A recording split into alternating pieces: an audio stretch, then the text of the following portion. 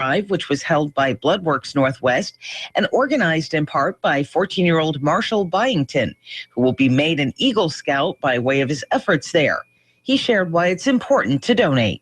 It's kind of key to donate blood. You might need to use blood in the future, and it's kind of giving back early. If you can donate, then that's awesome, and it's really necessary for others so that they can be able to survive. Donated blood saves hundreds of lives every year, yet less than 10% of the population ever donate. Learn more about how you can help in the full interview at KMAS.com. For 1030 KMAS, FM 104.1, and in Thurston County on 92.9, I'm Mary Lynn Foster. The Chad Benson Show. And this is what's scary. 1 in 6 black men have been incarcerated as of 2001. But right now, an African-American born today, male, 1 in 3 will spend time in prison during his lifetime. That's an epidemic. That is not a coincidence. That is an epidemic, and we need to figure out what it is. The Chad Benson Show. Hi, this is Chad Benson. Please check out my show from 3 to 6 on KMAS News Radio. It seems like a lot of folks are suffering from lack of sleep these days, and finances are the #1 issue. This is Doug Sample here from Whitney Chevrolet. I encourage you to come in, sit down with us. Let's find out what you need, what you can afford, and see if we can make it happen. At Whitney Chevrolet, we know that you work hard for your money, and we need to work hard to make it go as far as you need it to. Check out our inventory at whitneychev.com. Then head to Montesano and experience for yourself why so many folks keep coming back. whitneychev.com. 2 MVPs putting on a show on the Bay. Hi, everybody. Todd Ent reporting on sports. Another monster effort by LeBron James in Game 5 of the NBA Finals. J.R. Smith pitched it back to LeBron. 2:22 to go. Deep three, James. It's good. LeBron has 40 for the 3rd time in this series. Mike Tirico on ESPN Radio. Triple-double for James, 40, 14, 11. But the Cavs did not have an answer for the league MVP. Curry loses Dellavedova. Step back 3 on the way. Steph Curry! Good for Curry at 3. 37 points for Steph Curry. Golden State needed a late run to regain the lead. Andre Iguodala also had a huge effort, and the Warriors held off Cleveland 104-91, and now they sit 1 win away from the franchise's first NBA title since 1975. Baseball, Max Scherzer lost his bid for a perfect game during the 7th inning against Milwaukee. Swinging a little looper. This could be trouble. Going back, Rendon. He can't get it. Just out of his reach. And it's the Brewers' first hit. How do you like that? On WJFK, Scherzer ends up with a 1-hitter and a team record 16 strikeouts in the Nationals' 4-0 win over the Brewers. The Blue Jays are heating up in June. Swing high, fly ball right field. That's Jack Deep. Diaz a turning tail, racing for the warning track. At the wall, it's gone. It's into the bullpen for a 3-run homer. On WEEI, as Ryan Goings led the way at the plate with a 3-run homer, a double, and 5 runs batted in. And Toronto has won 11 straight with a 13-5 bashing in Boston. The Sunday night game at Wrigley Field went into extra innings. The pitch. A swing, a line drive, left center field. Cubs win. Cubs win the ball game. Starlin Castro with a rocket to left center. Cubs win 2-1 in 11 innings. On WBBM, the Cubs took 3 out of 4 in their weekend series. NASCAR, Kurt Busch won the Sprint Cup race in Michigan, and the Chicago Blackhawks can wrap up the Stanley Cup tonight. They'll host Tampa Bay in Game 6. Todd Ent, ABC Sports.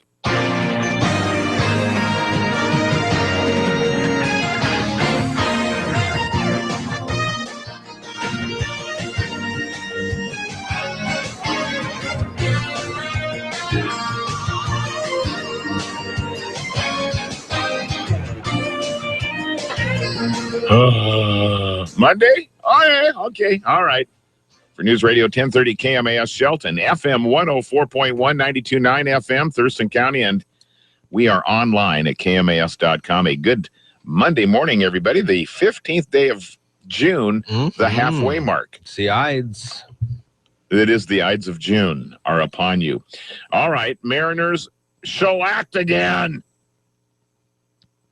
All right, 8 runs, Roenis Elias, 8 runs in 3 1/3 innings. Mariners get only 2 hits and fail to score for the 3rd time in 4 games. 13-0, the final yesterday. How about that? Okay, the Mariners are in San Francisco to take on the champs today and tomorrow. We'll have our pregame for you at 6 tonight. First pitch a little after 7. But how about the U.S. Open? Here's some of the headlines circulating about the U.S. Open here early. And in fact, by the way, they're starting to tee off right now for practice rounds. Yep, 6 o'clock. So, U.S. Open notes. Bubba Watson was onto something with his extreme putt. Greens at Chamber Bay figure to be one of the most challenging aspects of this week's Open. Also, Michael Greller, an ex-school teacher from University Place, going to be on the bag for rising star Jordan Spieth for the 115th U.S. Open at Chambers Bay. Also in the headlines, the Putnam family lives transformation of Chambers Bay from sandbox and gravel pit to U.S. Open course and the history of that. Also, fescue grass. This is the first time the national championship will be played entirely on fine fescue. How about that? And so some of the notes that we're following here this morning as we get ready for one big week. A lot of folks paying attention to Chambers Bay for the U.S. Open. Oh, and early Father's Day gift from Sam and Charlie for Tiger Woods. A couple of new Tiger Head club head protectors. And he says that probably what they'll be with me all week. So there, one's a pink one and one's a little black and white. Kicks it into the sound. He's missed a shot. Over the cliff. You can't just retrieve those. Racking. Boosh. Anyway, Chambers Bay, it's primed and ready for some golf, as are we, Jeff. Yep. All right, what's the weather forecast? Awesome. Okay, well, we'll see you tomorrow then. You've done your job here. Thank you. 50 currently with some partly cloudy skies. Today, 86. Tomorrow, 75 and 75 for the rest of the week. Friday, cool off a little, 70. 80 on Saturday, 80 on Sunday. Not too bad. Oh, perfect, I'd say. Just about right. It's Daybreak with Jeff and Dale on KMAS News Radio. Join the guys as they talk with neighbors, newsmakers, and each other, getting your day off to the absolute best possible start in the history of mornings. Connect with Jeff and Dale through the KMAS listener line, by email, or Facebook. Now, from where I-5 takes a sharp left toward Portland, Daybreak with Jeff and Dale. Wow, good morning to you. It is Daybreak here at KMAS. Jeff and Dale here, and a good morning to you. Did you have a good weekend? It was nice. Yeah, great weekend. Didn't go far, didn't do much, but what I did with gusto. Enthusiasm, I was going to say, but gusto works. Yeah, indeed. How about you? You have a good weekend as well? That was great. We're trying our hand at meeting new adult friends, and as any adult knows, it is hard for adults to make friends with other adults. Oh, it's almost nigh on to impossible. But when you share children, oh God, it makes it so much easier. How old's that one? Yeah, cool. Yeah. So, anyways, what else are you up to? And that's pretty much how it was. We had our babysitter group. They'll meander on in life as you will. So, but it's good now. You need a little, parental support, new friends, new diversions, potential babysitter and landing places for Kaiser as well as you'll be a landing place for other kids. And it really is amazing what a small world it is. Like our babysitter's husband, his brother was friends with me in school, and another guy's sister and I graduated at Tumwater together. And so we all know each other like one removed. Yeah. Yeah. I mean, small town, whatever. And that's the next logical step. You get married, you have kids. Oh, there you are again. And people say, well, I didn't know any of them. Yeah. But now you know. And I know. Yeah, I knew of their siblings. Yeah. And now I know of them. That's pretty interesting. Yeah, the grade difference isn't as important in your 30s as it was in your teens. No. He's only a sophomore. I'm not talking. Yeah. Real estate radio resource today, right? Yeah. Ryan LaFlame from the LaFlame Group. And we'll be talking with him in the 8 o'clock hour and whoever he has with him for a guest. Yeah. Also, we're real happy to have on his whirlwind tour around the area today, the new Shelton School Superintendent, Dr. Alex Apostle, will be in. Yes. And so we're going to have a conversation with him as well in the 8 o'clock hour. And you can follow along with that, listening on the radio. Also watch the live stream on our YouTube channel this morning. You can see the interview there as well. And I think those are the guests for Monday. Big important note that came down the wire here this morning. Janet Jackson has announced her Unbreakable World tour. Oh, wow. Just now. Oh, very exciting. By the way, we have, of course, an open invitation for you to go KMAS.com anytime, all the time. We're always there, always updating stuff, and we've got a comment module up in the upper right-hand corner where we typically put a lot of comments. And so here's a chance for you to do a quick little survey. I think it's about 10 questions. No big thing. Just kind of getting a handle on how you feel about the website. And it's not scientific or super deep or anything like that, but just a handful of questions to kind of get a pulse on what you're thinking and how you're feeling. We have lots of headlines in and around besides just the Chambers Bay thing. And another young person falling down that 300-foot embankment under the high steel bridge. Someday it's going to be a tragedy of mass proportions, and I don't know what you can do short of actually fencing off up underneath the fence there so people can't access that trail. Yeah. And I think that's probably going to be the next step, because this is the third time they've had to pull somebody from there here in the last 6 months, something like that. I know 2 for sure, and man, it's crazy. And it is tempting. I can understand. I mean, this person is 25, and the other person was also in their early 20s, and it's just one of those things that, okay, I got it. No. Also, in the headlines, the state is appealing a portion of a federal judge ruling was looking to ensure timely competency services for mentally ill defendants. Now health officials say they're appealing that portion that mandates competency evaluations within 7 days of a judge's order. They said 1 week, not enough time to allow some defendants who may be under the influence of alcohol or drugs to stabilize. So they want a little larger window for them to get evaluated. Right. So I think that's probably okay. I don't know. It's a big roadblock to keep from doing this. Yeah, because what was the deal? They were keeping people in there upwards of their due process rights were being infringed because they kept them in there for weeks. Right. They said, well, weeks isn't going to work. And they said, well, we don't have the staff. Yeah, and so the due process needs to be, I guess, redesigned or designated for, in certain situations, you need to give them more time. We'll see what happens. I mean, due process would, to me, read as soon as you can take care of what needs to be done. Right. And if the guy's still or gal's all hopped up on goofballs, then I don't know. It's going to take a week or two at least to get them to see straight. Yeah. But you don't toss the case out of court because they weren't given due process. No. So it's always a little bit of a minefield through all that. Scientists using underwater monitors studying temperatures at various depths. The Peninsula Daily News said that 10 buoys deployed by scientists with the Olympic Coastal Marine Sanctuary going to help them to understand whether water rising from cooler depths to the surface will bring enough nutrients to help the salmon and all the other creatures there in the salt water. We hope so. More here in just a moment. It's Daybreak with Jeff and Dale. It's the Monday edition. Time to wake up.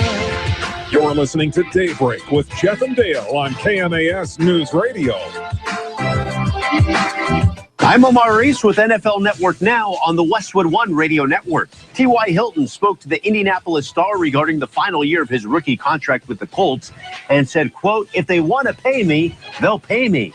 The wideout said it takes both sides to come to an agreement. Hilton finished with 82 catches for more than 1,300 yards and 7 touchdowns last season. Fellow receiver Roddy White telling the Atlanta Journal-Constitution that he doesn't think the Falcons will throw the ball 30 to 40 times a game in 2015 like they did last season.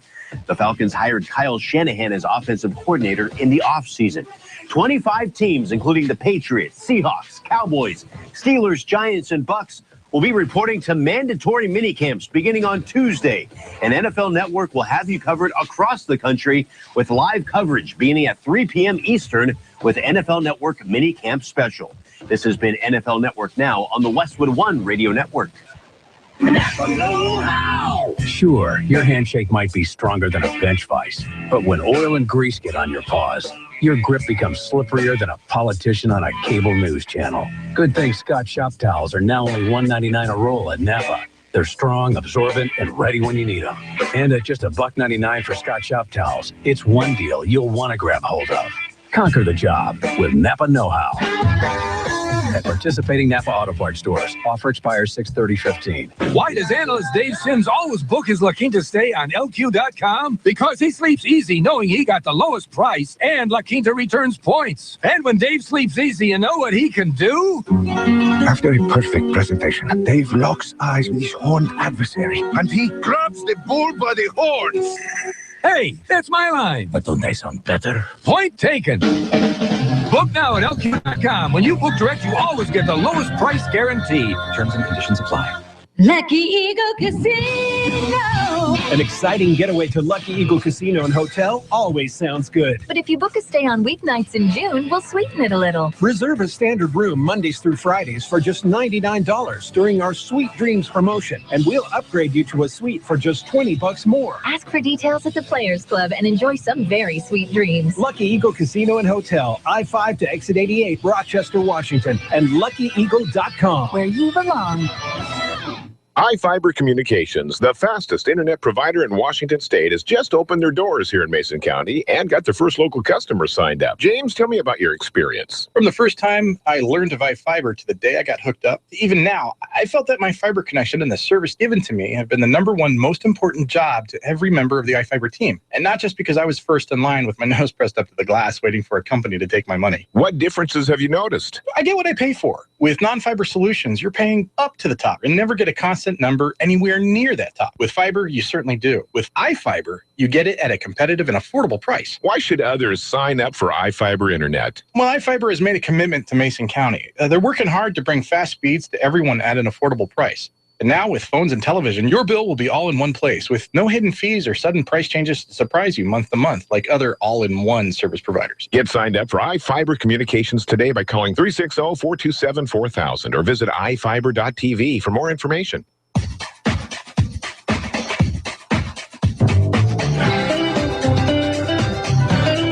Hi, this is John Cruz from Northwestern Outdoors Radio on News Radio 1030 KMAS. And you're listening to Daybreak with Jeff and Dale.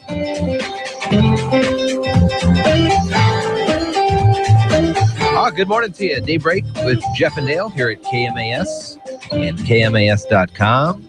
Jeff just asked me off air if there's what else is going on this morning. I saw on the news before I left the house, there are 30 or 40 kayakers that have surrounded that Polar Star oil rig. Sure. I don't know if that's the name of it or not. That sounds familiar. But I know what you're talking about. They got word that the oil drilling rig was going to be moving this morning. So they've been assembling since like 4 o'clock this morning.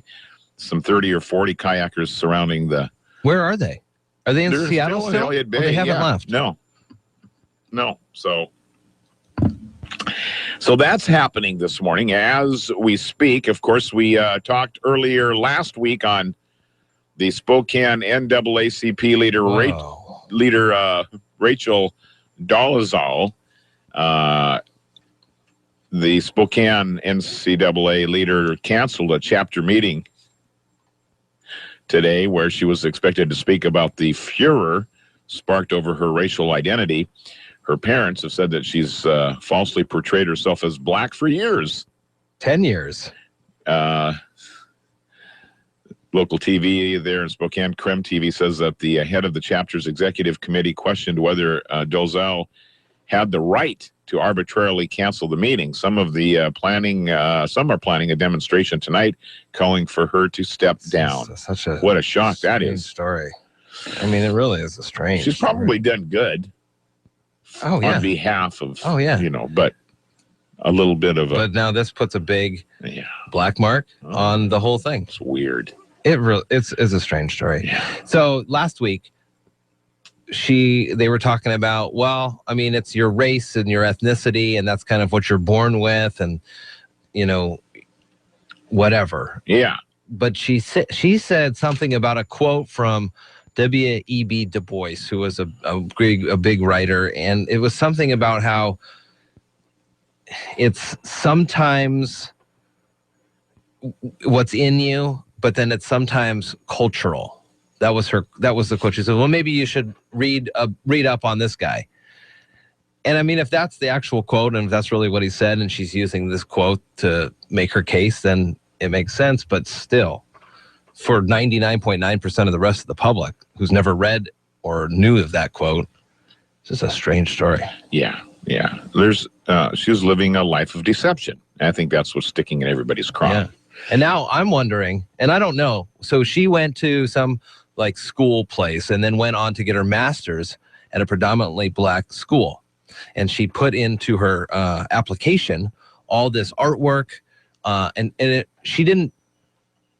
And I don't know if she checked in the ethnicity box or whatever. What she checked. Or if she checked or what she checked.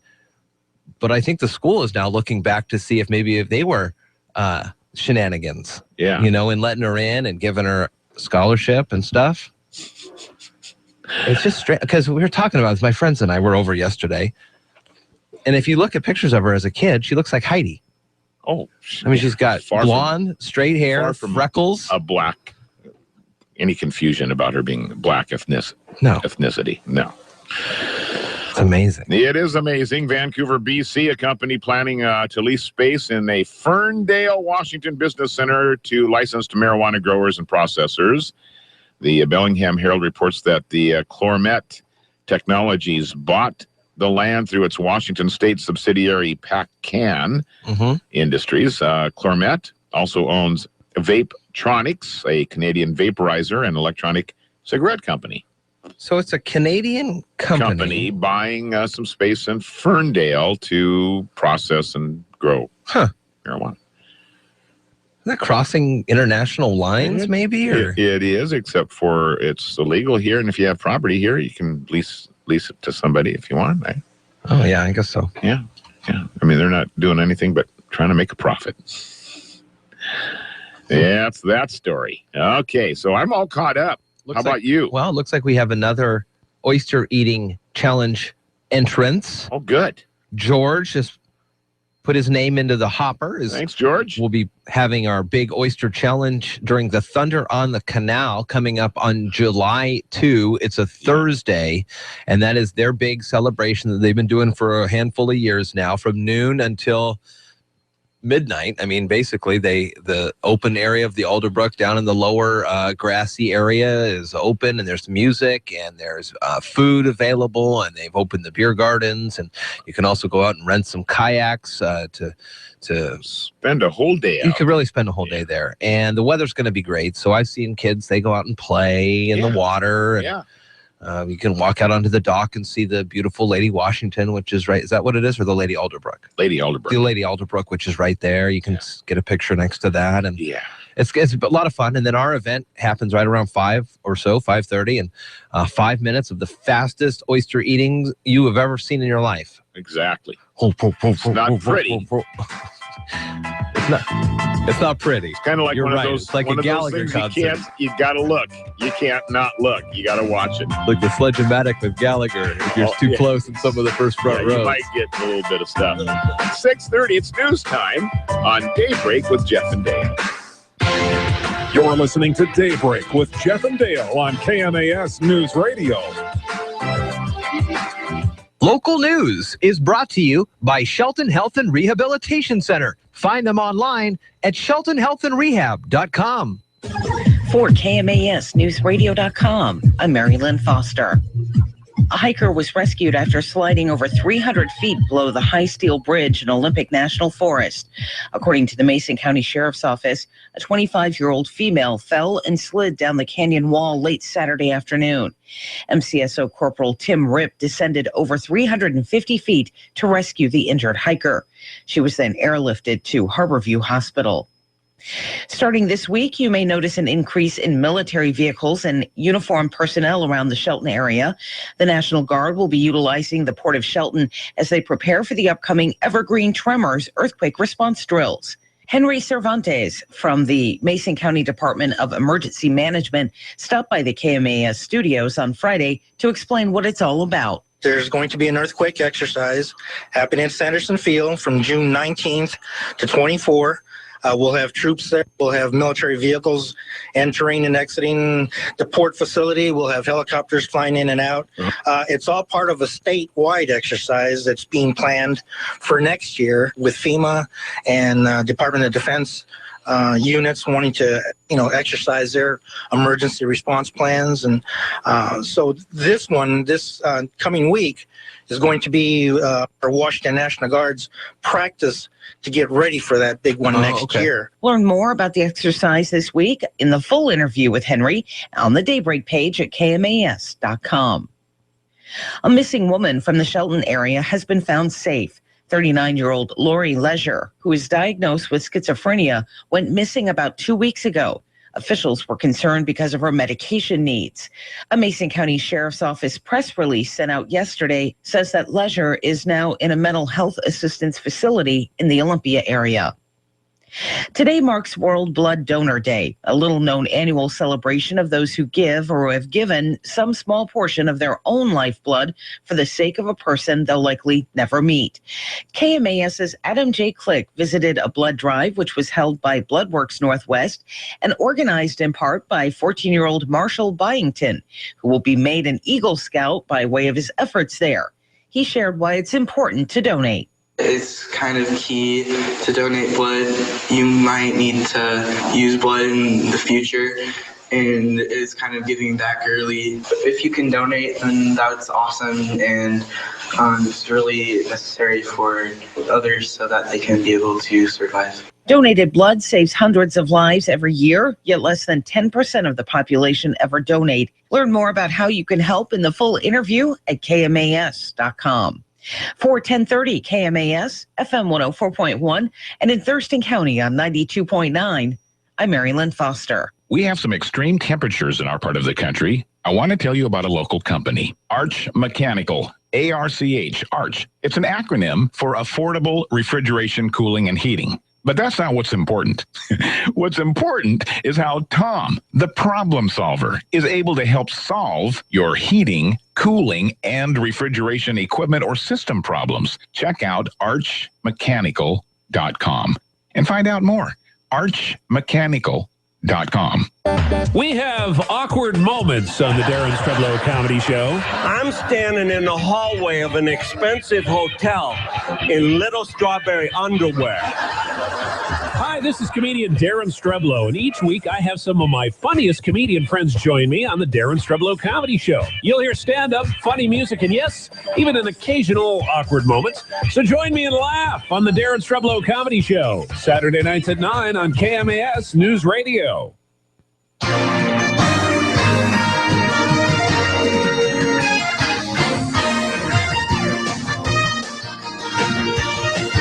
For News Radio 1030 KMAS Shelton, FM 104.1, 92.9 FM in Thurston County and online at KMAS.com. A Monday morning, how are you? 15th day of June. U.S. Open week. That's the big sports story. Mariners spent the weekend in Houston, and yikes, they lose 2 of 3 there. They've been shut out in 3 of their last 4 games. They went 20 innings before they scored a run on Saturday. They ended up scoring 8 runs on Saturday. Nice 8-1 win, but that was it. Now they went 20 innings with no runs scored. Then they scored 8 runs in about 4 innings, and then they've been shut out since then. They got shut out again yesterday. 2 hits in the whole game. Very, very disturbing, actually, what's going on with Seattle. I don't know how to put my finger on it exactly. They are at the San Francisco Giants for 2 games here and then 2 games at home, and Houston's coming back to town. It's just going to be challenge after challenge, and they got to get something right. They got to get something figured out. Their lineup is striking out at an amazing rate. Mm-hmm. So whatever's going on, I don't know, but something's going to probably change soon. Either there's going to be some big trades, or there's going to be some coaches fired, or something's going to happen because they can't continue as it is. Sounds to me like if it's the team struggling, then it would be the hitting coach's responsibility. Right. Not as it's one individual player. Now, if there was one player stinking, then you get rid of that guy. But if it's the whole team, then it's the culture of whatever is being taught at that moment. That's exactly right. And that's probably, I would look, if there's going to be an axe flying at somebody's head, it'll probably be the hitting coach. So let me ask you this question. Not really justified maybe, but yeah. Often, coaches in football are the head coach and the offensive coordinator. Mm-hmm. So can you do head coach and hitting coach? Can Lloyd be both? Oh. Because he is a great hitter. He, whatever, when he was in the little kids World Series, whatever, he hit like 3 home runs in a row. But regardless, he's a good hitter. Yeah. And he can be a hitting coach. I don't know, Jeff. I think they usually have a designated person as hitting coach. I don't know how they layer that all up. I think Lloyd's got enough responsibilities doing lineups and checking injury reports and pitching innings. Talking to Riz. Got an interview with Rizzy every day. It's the first thing on his calendar. So I would look that they would replace a hitting coach with another hitting coach. Sure. Got to have somebody paying attention to batting practice, and Lloyd's busy shuffling lineups and stuff during hitting practice. How about Griffey? Is he available to be a hitting coach? Griffey's got a position with the team. He's a scout, and he's a special projects let's make some trades. ambassador or some stupid thing. He's on the payroll, but I don't think he wants a job. I don't think he wants a coach. Looks like he's gained a few pounds lately. Well, maybe he's got more torque now. Oh yeah. So it'll be interesting to see if anything, if there's, and what you don't want to see a knee-jerk reaction. No. You don't want everybody to freak out or but panic. it's game 57. Yeah, it's getting there. They got to make a decision. Yeah, something's got to change. We're supposed to be in the World Series this year against the Dodgers. Yeah, how's that working out? Well, it's not, and it won't. 6 o'clock, our pregame. 7:05, first pitch from San Francisco against the champs today and tomorrow. And we have pitching today. We do have a pitcher because I saw it. I know that we do. We have maybe at this point, not no pitcher would be better. Maybe you don't want to know. T-ball. Taijuan Walker looking for win number 4 against Tim Hudson. He's good. Yeah, he is good. So. And let me guess, Lincecum's probably tomorrow. Somewhere in the next 3 games after this one, there's 4 games in a row with San Francisco, 2 there and 2 here. Oh, man. So we're rooting for Seattle, but it's tough. They're stressing us out too. The big news, of course, U.S. Open is this Thursday. A lot of practice rounds, celebrities, biggest names in the world of golf, the best golfers in the world here in Tacoma to play at Chambers Bay. It's pretty amazing. Pretty thrilling. So talk more about that as the week progresses, and Jeff will be live at Chambers Bay on Wednesday. I'll try to call in one of the designated phone talking zones. Okay. Apparently they have. Very exciting. 50 now, currently partly cloudy skies, 86 the high today. It was 84 at Sanderson Field yesterday. Wow. It's hot. 74 tomorrow and through the rest of the week. Friday, I'll dip to about 70, and then we'll be back up at the 80s for the weekend, Father's Day weekend, and Hempapalooza this weekend. It's Daybreak with Jeff and Dale on KMAS News Radio. Join the guys as they talk with neighbors, newsmakers, and each other, getting your day off to the absolute best possible start in the history of mornings. Connect with Jeff and Dale through the KMAS listener line, by email or Facebook. Now from Shelton's Media Row, Daybreak with Jeff and Dale. But what can you do? Good morning to you, 640 here at KMAS, KMAS.com. Yeah.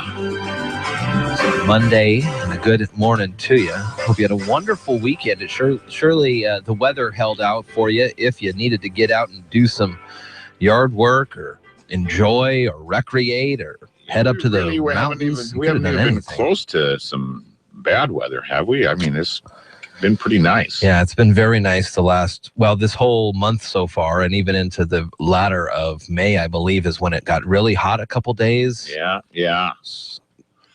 dang near in the 90s, something like that. Heard an interesting thing as we're talking about the U.S. Open coming and how every hotel room is booked, and they're able to charge 2 and 3 times as much for some of these daily rates because, well, they can.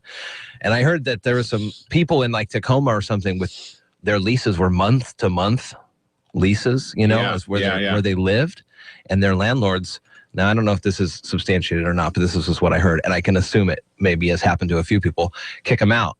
Say, listen, I can get $15,000 for a week. Yeah. In one apartment here. Sorry, gang. Month to month. They said, this month, I'm not renewing your lease. 6 months of rent in 1 week. In one apartment. Well, I know that there's a lot of local eateries, bed and breakfasts, rental properties, rented by rent by owner, for rent by rent owner, whatever that is, FRBOC.com. But, and they're all full here in Mason County. Yeah. So, everybody's getting a pretty penny. Everybody's taking, the one guy that's on the fairway up there in Tacoma that made all the news last week, $40,000 for 1 week. Oh, I didn't hear that one. Yeah. Rented his house for $40,000. His porch, his deck looks right over a fairway, like the first fairway. Oh my gosh. Yeah. Why wouldn't you? No, that's true. Same thing that happens in Augusta every year. They get it every year, though. It'll jump in their pocketbook. I was talking to a friend of mine who does collects taxes for the state, and they were talking about. Wait a minute, doesn't your wife do that? A friend of hers, probably. And they were talking about how that's sales taxable and lodging taxable. Oh, so people need to remember. Yeah, I don't think they're filing those. Well, there are people that will be sniffing around and checking on that. There's a heads up for you. So just a reminder that you will likely be asked to remit some. Taxed accordingly. Yeah, because it's a lodging and it's sales taxable, apparently. So that's something else that's going on. I'm scanning the dial on Saturday. Radio dial, TV dial. TV dial. We didn't spend a lot of TV time, but kind of trying to do something to fill. Mariners played early that day. It was Saturday night, I think. So the Sounders were on against FC Dallas. Yeah, how'd that look? Well, it was horrible. Seattle was the first 5 minutes of the game looks like Seattle was going to score about couple times right there. Boom, boom. And they got unfortunate. And then all of a sudden, FC Dallas was had 6 corner kicks, and Seattle was on their heels the whole time. And I'm going, this is ugly.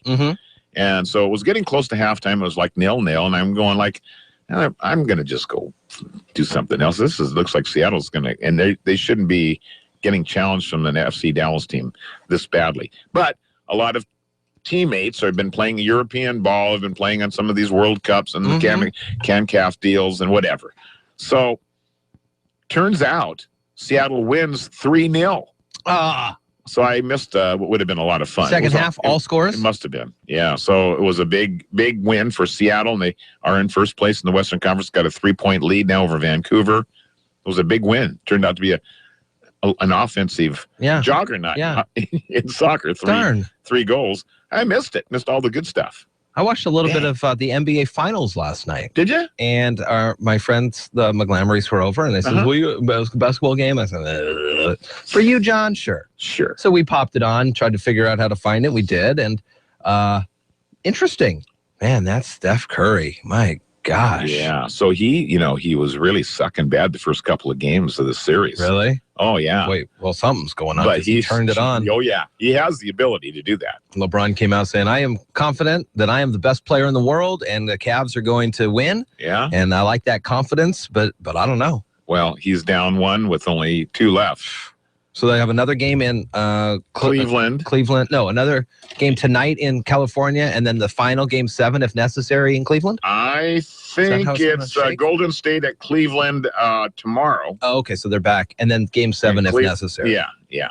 Oh, man. Yeah, so pretty exciting. It is a pretty exciting NBA final. I mean, just some of those, this. So Curry is the center? Or No, he's a wing guy. He's a little point guard? Yeah, he's about as tall as you. He can. These threes are beautiful. Yeah, they're amazing. Just amazing. Arc it right in. Man. Those pros are pretty phenomenal. I cannot relate with anything they do. They move so fast and whatever. Very athletic, very crazy indeed. Go ahead. I was just going to say we have a story from Adam Click about World Blood Day today, Blood Donor Day, which is a great thing to do. And I give big props to all the folks who give blood all the time. Only 10% of the population do that. Yeah. It's amazing. And it really is amazing. And the other big story is that out in Laceyville, off Martin Way, the old Bailey Motor Inn caught fire over the weekend. Oh, no. Sunday at 3:13. Didn't it have a fire a few years ago that kind of took it down to its knees. Yeah. I never stayed at the Bailey's Motor Inn because we lived in Lacey, so we didn't have to, but we often would drive by it, and it always was very sketchy. I mean, you always would go there if you needed drugs. You'd go to the Bailey's Motor Inn. That's what people would do. And you'd live there and whatever. And then they closed the motel. Yeah. Because it's definitely not a hotel. It's a motel. Yeah. Big difference. It's a no-tell motel. And then the bar, though, was always open. Oh. And so I remember in the mid-aughts going there and singing karaoke and whatnot. I was just going to tell you that it was a contributor to the Mason County Idol process at one year. Yeah, I think that's maybe why I actually went. Yeah. Then they shut everything down. Yeah. And then just squatters have been living up there. Oh, my goodness. So there was a big fire. 3:13 Sunday morning. Drivers on Martin Way says, I see some fire up there. First unit arrived about 4 minutes later. A couple of the buildings there, 6 abandoned buildings up there. They had to go in and they had to make sure nobody was inside because people have been living in there. Nobody was found. Other buildings in the complex were checked and found to be secure. So thankfully nobody got hurt, but the old Bailey's Motor Inn has seen better days. Oh, you think? Yeah. I remember the Bailey Motor Inn being like the only thing on that stretch of highway for miles. Oh, yeah. And then it was Bailey's and like Fatso's Tavern, and then that was it. Yeah. And Kmart. Yeah. Yep. And that was pretty much Lacey back in the 80s. You've just pretty much described the whole town of Lacey right there now. It's way better now. Oh, it's beautiful. They've done a great job. Yeah. All right. World Blood Donor Day, and Adam Click has a report. Talks with Tori Fairhurst and more coming up next.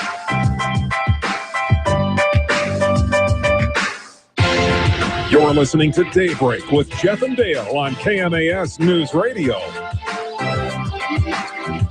For KMAS News Radio, this is Adam J. Click. Monday is World Blood Donor Day, a day to give thanks to those individuals who have gone through the life-saving process of donating blood. Over the weekend, I visited a blood drive held by BloodWorks Northwest and spoke with Tori Fairhurst, one of the main organizers for blood drives in the area, and Marshall Byington, a 14-year-old Boy Scout who had helped to arrange the blood drive as part of his qualifications to become an Eagle Scout. Tori explained what BloodWorks Northwest is all about.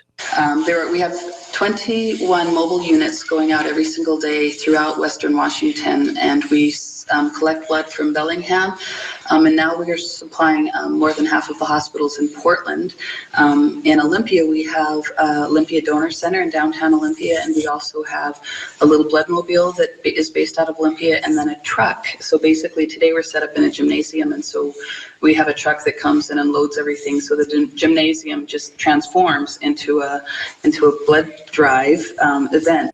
Those familiar with the organization will know that for nearly 70 years, they were known as the Northwest Blood Center, and then, as well as now, they are the only blood service organization that provides blood to Northwest hospitals in Pierce, Mason, and Thurston counties. I asked Tori to give me some details about who can and can't donate blood, as well as what the process entails. Most people are able to donate blood. The biggest misconception, like if a person's diabetic, they can donate blood. If a person has had a tattoo or a piercing, as long as it was done in a licensed facility, they can donate blood. People who've had cancer in the past, as long as it wasn't a blood-related cancer, after 5 years after their last treatment, they actually are able to donate blood.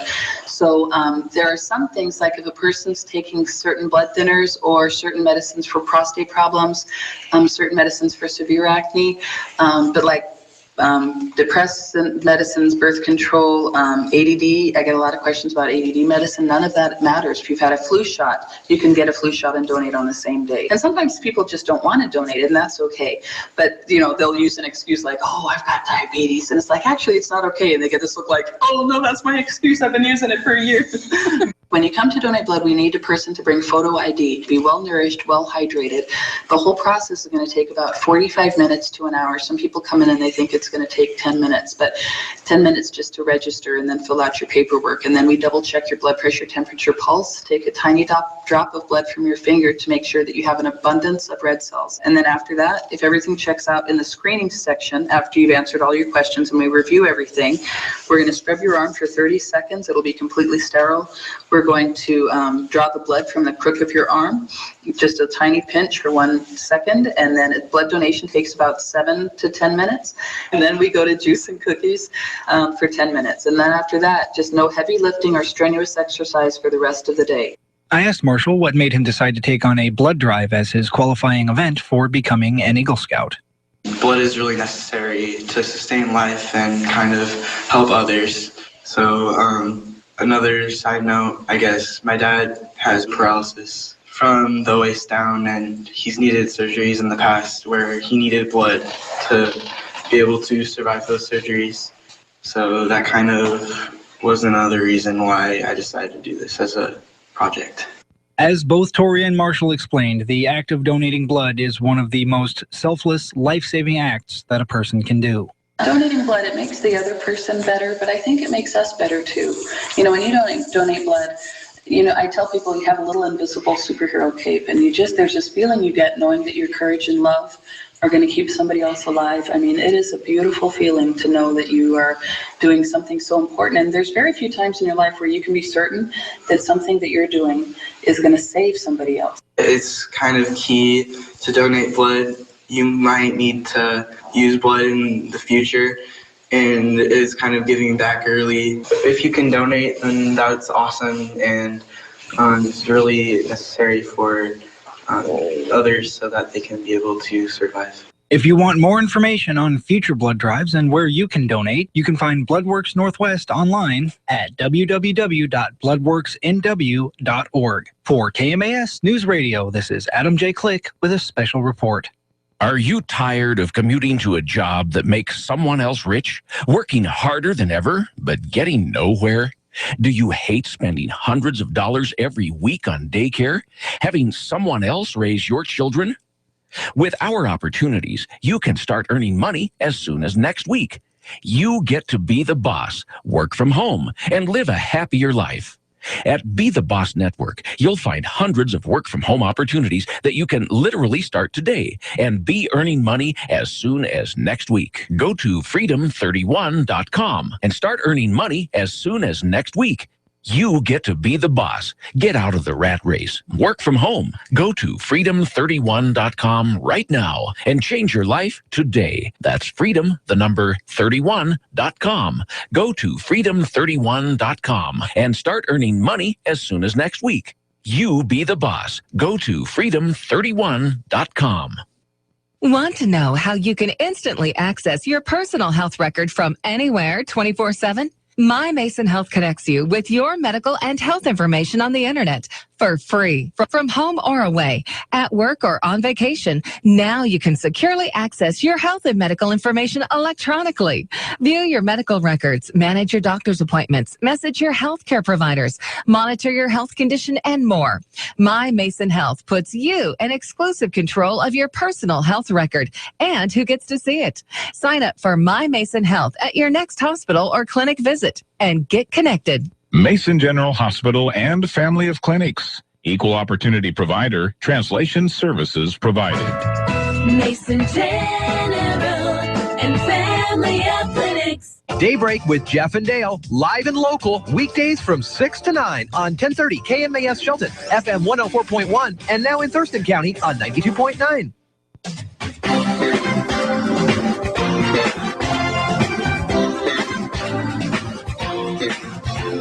Hi, this is Charlie Ferber from the Seattle Mariners, and you're listening to Daybreak with Jeff and Dale on KMAS News Radio.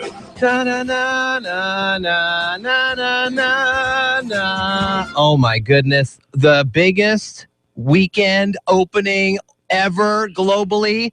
$511 million, Dale. Jurassic World crushed. Hey, put the rest of the movies extinct. In the history of movies. In the history of ever. It is only $3 million shy of the greatest opening ever. Avengers was 211. This was 207. This was 204. Yeah. Locally, U.S. dollars. U.S. But 500 million worldwide. Yeah. Pretty Jurassic crazy. World. Everybody. Did you see it? I'm surprised if you didn't. I called my mom to see if she would babysit Kaiser so we could go early morning Sunday. Yeah. But she never got back to me. But I think what we're going to do is this weekend, because it's Father's Day weekend. And so I'm saying I want to see Jurassic World. And I'm trying to think if I want to see it. No. Well, there's a bunch of different ways you can see it. And I haven't figured out the best way to see it. But regardless, this again solidifies Chris Pratt, Northwest native. Yes. Stanwood or something like that. Stanwood, up north. Yeah. As a bona fide mega movie star. They're right. Nasty rumors are all over the website. Oh, well, then it's true. So he's a superstar now. He is a superstar now. They're saying things that aren't even remotely true. Because you used to, what happened, man? You sold out. You lost weight, sold out. Yeah. Hey, you working out, man? Way to work out. Here's what I love. Want a can of hams? Talked about this guy yesterday. Him and his beautiful wife, Anna Faris, who is always in these silly comedy movies. They do good with their celebrity. Yeah. Well, that's they good. Give back. That's good. That's good to know. The other movie at the box office, I think second place was maybe 50 million. If that, 30 million. Jurassic World crush. Yeah. Undisputed champ, baby. You're listening to Daybreak with Jeff and Dale on KMAS News Radio. For a no trespassing zone. Advice for those of a more welcoming nature today on the Old Farmer's Almanac Radio Report. Are you suffering with hearing loss? Are you sick of people constantly complaining that your TV is too loud? Are you tired of asking people to speak up? Would you like to hear more clearly, but you don't want to wear a hearing aid that makes you look old? Then you need to try Listen Clear, a life-changing breakthrough precisely designed by top audio engineers to fit your ear almost invisibly. And you can adjust Listen Clear to find the perfect way to hear everything, wherever you are and whatever you're doing. And right now, you can try Listen Clear absolutely risk-free with free shipping. We'll even give you free batteries for life. So call now, 1-800-713-3227. Listen Clear is lightweight and completely hassle-free, and it's practically invisible. Call for your 100% risk-free home trial with free shipping and free batteries for life. For free information, call now, 1-800-713-3227. That's 1-800-713-3227. 1-800-713-3227. With more practical tips and useful advice, this is your Old Farmer's Almanac Radio Report for Monday, June 15th, the 166th day of the year. Actor Neil Patrick Harris has a birthday, and Ben Franklin's Kite in a Thunderstorm experiment is said to have taken place on this day in 1752. We frequently talk about ways to keep insects and wildlife out of the garden, but some of us like attracting all kinds of critters. Here are some plants that will help. An acorn-producing oak tree is a virtual magnet for squirrels and chipmunks, as are the seeds of the maple tree. Deer can't resist the lure of black walnuts, while berry-producing bushes will be a haven for birds. For attracting butterflies, you can't go wrong with purple coneflower. And you'll put out the welcome mat for bumblebees with poppies and Russian sage. That is the Old Farmer's Almanac Radio Report. Find more gardening advice online at almanac.com. Free Talk Live on weekdays from 6 to 9 on 1030 KMAS Shelton, FM 104.1, and now in Thurston County on 92.9. Here's the latest from ABC News. I'm Karen Chase. Wearing a black and white striped prison jumpsuit and a grim expression, Joyce Mitchell was marched into an upstate New York court to face charges of helping two killers break out of prison. ABC's Gio Benitez has details. Joyce Mitchell is charged with smuggling contraband into the prison. We're talking about lighted eyeglasses. We're talking about boxing gloves, even those cutting tools that they use to get out of prison. And she's also charged with helping these guys escape. Classes have resumed in the region for the first time since the breakout, with extra security. The beaches are back open in North Carolina, where shark attacks severely injured two teens and left the community in fear. A 12-year-old girl and 17-year-old boy each lost arms. But Oak Island Fire Chief Chris Anselmo says the emergency response was quick. Those kids were alert when the firefighters reached them. And again, they gave... it was excellent care from the start to the finish, to the ER from all agencies involved. He also says these are the first shark attacks in the island's history. We here on this island answer about 1,300 calls a year total on the island.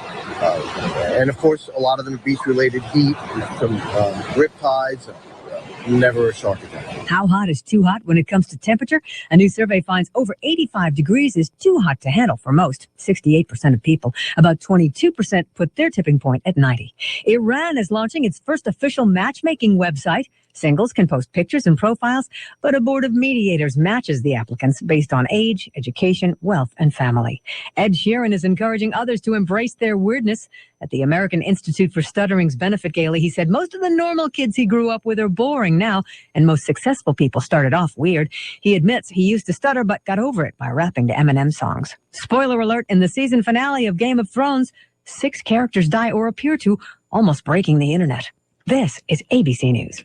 Sample comes with a 90-day order. Copays and deductibles may apply. Attention, catheter patients on Medicare.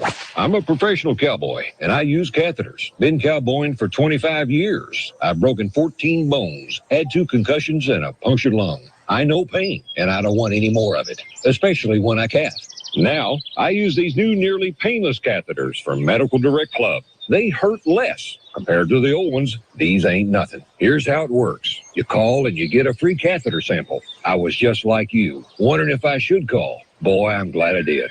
Give yourself a break from pain and try these new catheters. You won't know unless you try them. Give them a call now. You have nothing to worry about. They bill Medicare and your insurance company. You pay nothing up front. You get your free, nearly painless catheter sample sent right to your home. Call toll-free 1-800-613-3529. That's 1-800-613-3529. 1-800-613-3529. Call now.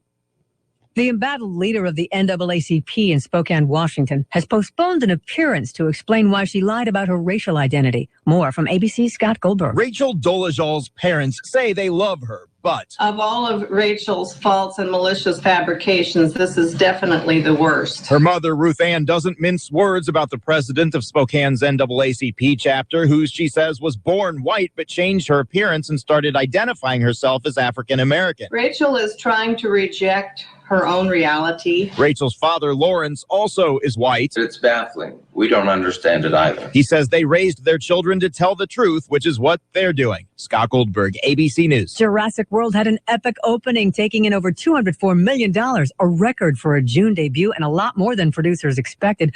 Melissa McCarthy's Spy dropped to second. John Stamos was busted in Beverly Hills for drunk driving. Police stopped him after getting calls about an erratic motorist. Karen Chase, ABC News. Local news is brought to you by Fred Holmes Tree Service. FredHolmesTreeService.com 427-4489. For KMASNewsRadio.com, I'm Mary Lynn Foster. A hiker was rescued after sliding over 300 feet below the high steel bridge in Olympic National Forest. According to the Mason County Sheriff's Office, a 25-year-old female fell and slid down the canyon wall late Saturday afternoon. MCSO Corporal Tim Ripp descended over 350 feet to rescue the injured hiker. She was then airlifted to Harborview Hospital. Starting this week, you may notice an increase in military vehicles and uniformed personnel around the Shelton area. The National Guard will be utilizing the Port of Shelton as they prepare for the upcoming Evergreen Tremors earthquake response drills. Henry Cervantes from the Mason County Department of Emergency Management stopped by the KMAS studios on Friday to explain what it's all about. There's going to be an earthquake exercise happening in Sanderson Field from June 19th to 24. We'll have troops there. We'll have military vehicles entering and exiting the port facility. We'll have helicopters flying in and out.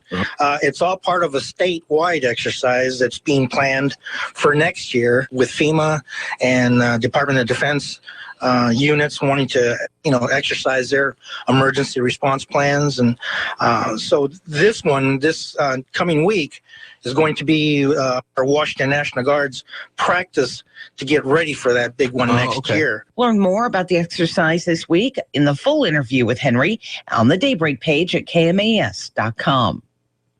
A missing woman from the Shelton area has been found safe. 39-year-old Lori Leisure, who is diagnosed with schizophrenia, went missing about 2 weeks ago.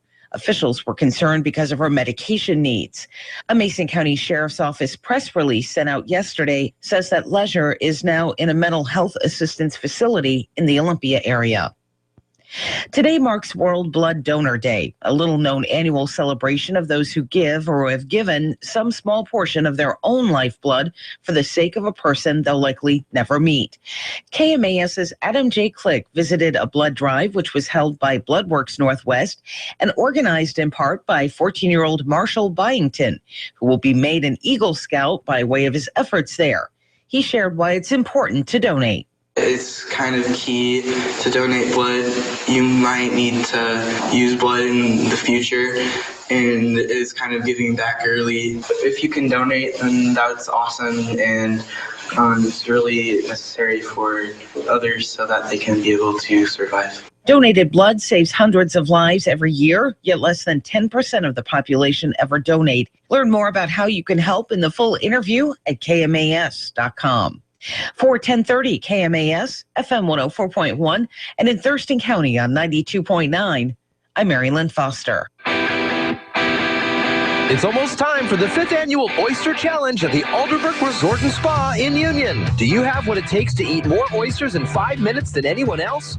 Last year, Clayton Bennett ate a little more than 7 dozen, and that was enough to win a 2-night stay, a spa package, and $400 in dining credit to the Alderbrook Resort and Spa. Think you can do better? We're looking for 5 folks to take on Clayton this year. Sign-ups are happening now. Just click the banner at the top of KMAS.com. Ascend Roofing Company in Shelton's on top of it. 868-2730. Roofing work that speaks for itself. Just a note to express our appreciation for restoring our faith in a handshake. You did what you said you would, and that's all anyone can expect. We truly appreciate the work that was done. And your son Ryan is a wonderful representative of your company. Thank you again for making the gutters clean and our roof moss resistant. You could be the next happy customer by calling Ascend Roofing. 868-2730. 2 MVPs putting on a show on the Bay. Hi, everybody. Todd Ent reporting on sports. Another monster effort by LeBron James in Game 5 of the NBA Finals. J.R. Smith pitched it back to LeBron. 2:22 to go. Deep three, James is good. LeBron has 40 for the 3rd time in this series. Mike Tirico on ESPN Radio. Triple-double for James, 40, 14, 11. But the Cavs did not have an answer for the league MVP. Curry loses Dellavedova. Step back 3 on the way. Steph goes! Good for Curry at 3. 37 points for Steph Curry. Golden State needed a late run to regain the lead. Andre Iguodala also had a huge effort, and the Warriors held off Cleveland 104-91, and now they sit 1 win away from the franchise's first NBA title since 1975. Baseball, Max Scherzer lost his bid for a perfect game during the 7th inning against Milwaukee. Swinging a little looper. This could be trouble. Going back, Rendon. He can't get it. Just out of his reach. And it's the Brewers' first hit. How do you like that? On WJFK, Scherzer ends up with a 1-hitter and a team record 16 strikeouts in the Nationals' 4-0 win over the Brewers. The Blue Jays are heating up in June. Swing high, fly ball right field. That's Jack Deep. Diaz turning tail, racing for the warning track. At the wall, it's gone. It's into the bullpen for a 3-run homer. On WEEI, as Ryan Goings led the way at the plate with a 3-run homer, a double, and 5 runs batted in. And Toronto has won 11 straight with a 13-5 bashing in Boston. The Sunday night game at Wrigley Field went into extra innings. The pitch. A swing, a line drive, left center field. Cubs win. Cubs win the ball game. Starlin Castro with a rocket to left center. Cubs win 2-1 in 11 innings. On WBBM, the Cubs took 3 out of 4 in their weekend series. NASCAR, Kurt Busch won the Sprint Cup race in Michigan, and the Chicago Blackhawks can wrap up the Stanley Cup tonight. They'll host Tampa Bay in Game 6. Todd Ant, ABC Sports.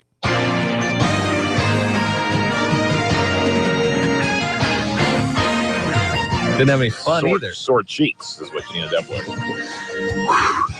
A lot of hyperventilating. Blowing up air mattresses and swimming pools and inner tubes. Man. We didn't have any of those fancy dancy little compressor adapters, so you could go ahead and just have yeah, nobody had their own air compressors back in the day, right? No. Yeah. Dad was the air compressor. Yeah, that's what I'm saying. Okay, very good. Hey, good morning, everybody. It's 10 past 7. It's a Monday morning. It's Daybreak with Jeff and Dale. Okay. What? Jele. Jelly. Jail. Nah, we'll have to figure it out. Okay, well, we're something, though, by golly. We're a morning show. We're Monday. And we're Monday. And you're listening, and so that's important. Stay there. Wait, I got some sports for you. What the Seattle Mariners didn't need Sunday was for the law of averages to catch up with left-hander Aronis Elias.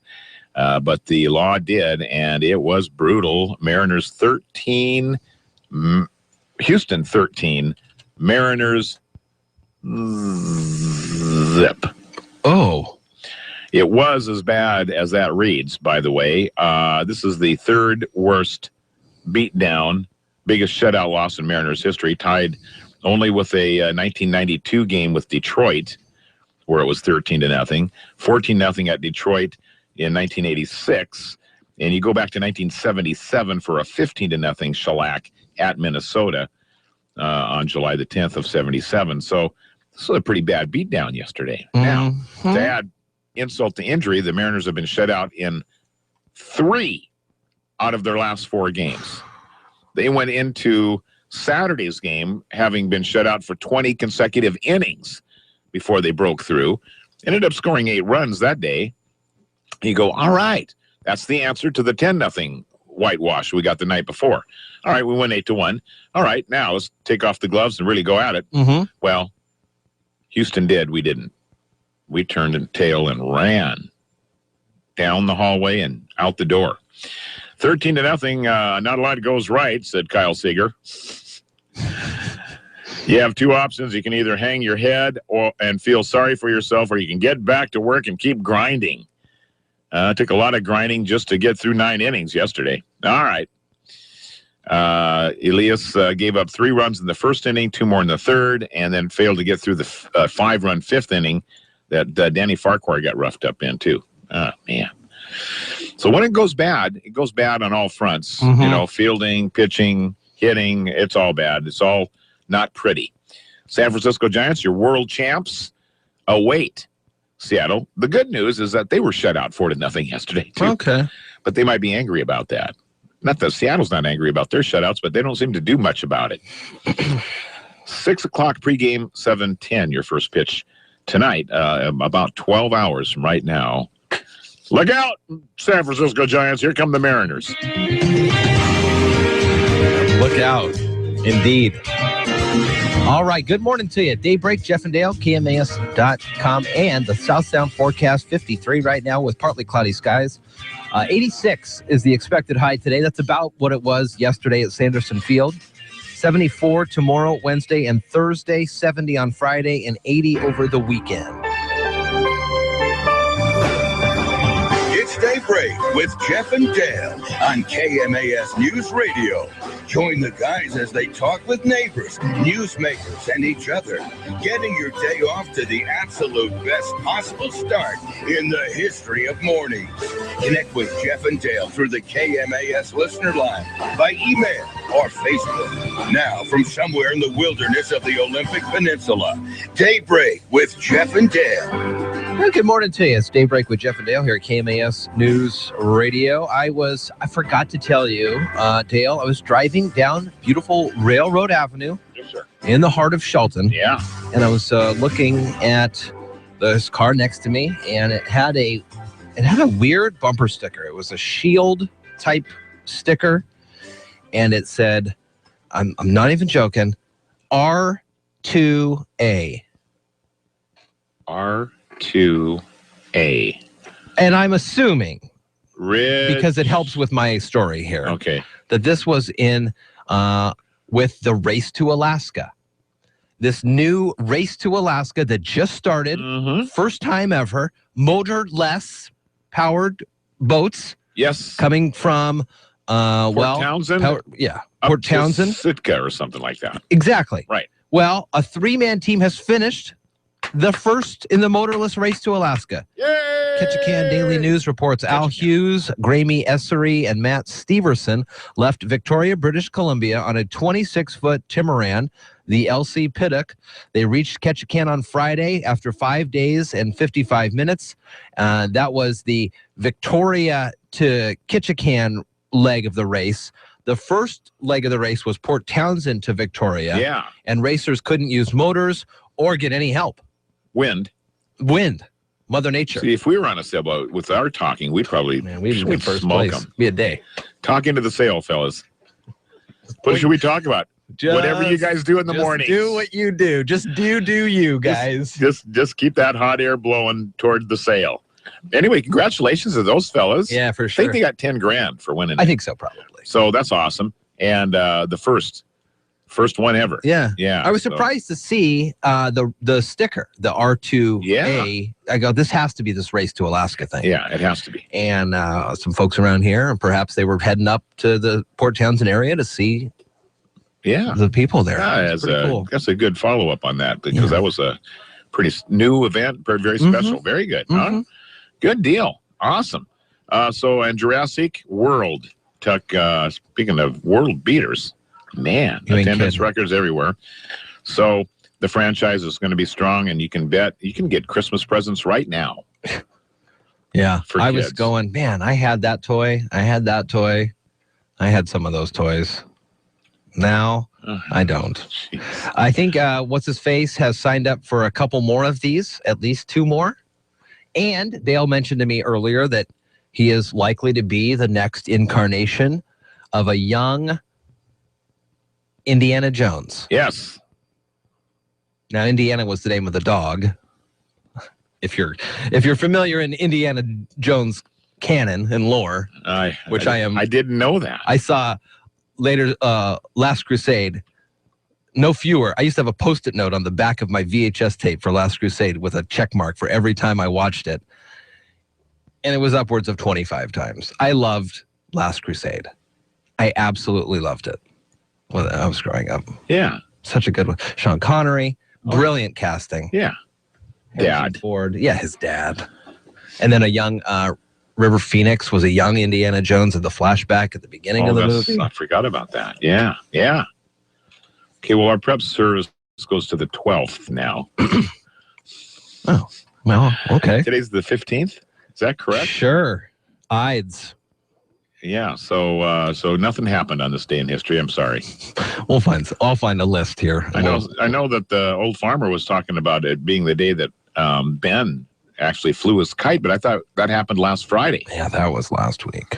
So maybe we had last Friday's Dealy Bob. Oh, here's something. If you're not watching our show on the YouTube live, but you're sitting at your computer. Yes. How about Googling raccoon rides gator? Saw a picture this morning of raccoon rides gator. Okay, that sounds good. Saw a picture of a raccoon sitting on top of a gator down in the Ocklawaha River in Florida. Oh, man. Hang on. And it was pretty funny. He's just sitting there, getting a ride down the thing. The gator got submerged under the water just enough time for the raccoon to jump over. And pretty good stuff. The Guardians of the Galaxy are having fun with it as well, because Rocket Raccoon is a character. Rocket Raccoon thing here. That's pretty funny. Came into the room. This past weekend, a lot of folks protected their security, Dale, at our shredding event put on by yes, indeed. Us, the Peninsula Credit Union. Lots of folks downtown. Coming by, PCU out there on Railroad, and that pirate ship deal is so cool. I bought a few tickets for that in case I win, and some for my grandsons to crawl around in. It doesn't look seaworthy. I asked them if it floats, and they go, "Oh, you're the first one to ask that." Not. Nah. I can see you putting it on your back 40 there and sitting facing the water. With my binocs. Yeah. You're listening to Daybreak with Jeff and Dale on KMAS News Radio. They were our brothers, our sisters, sons, and daughters. They were our parents, family, neighbors, and our friends.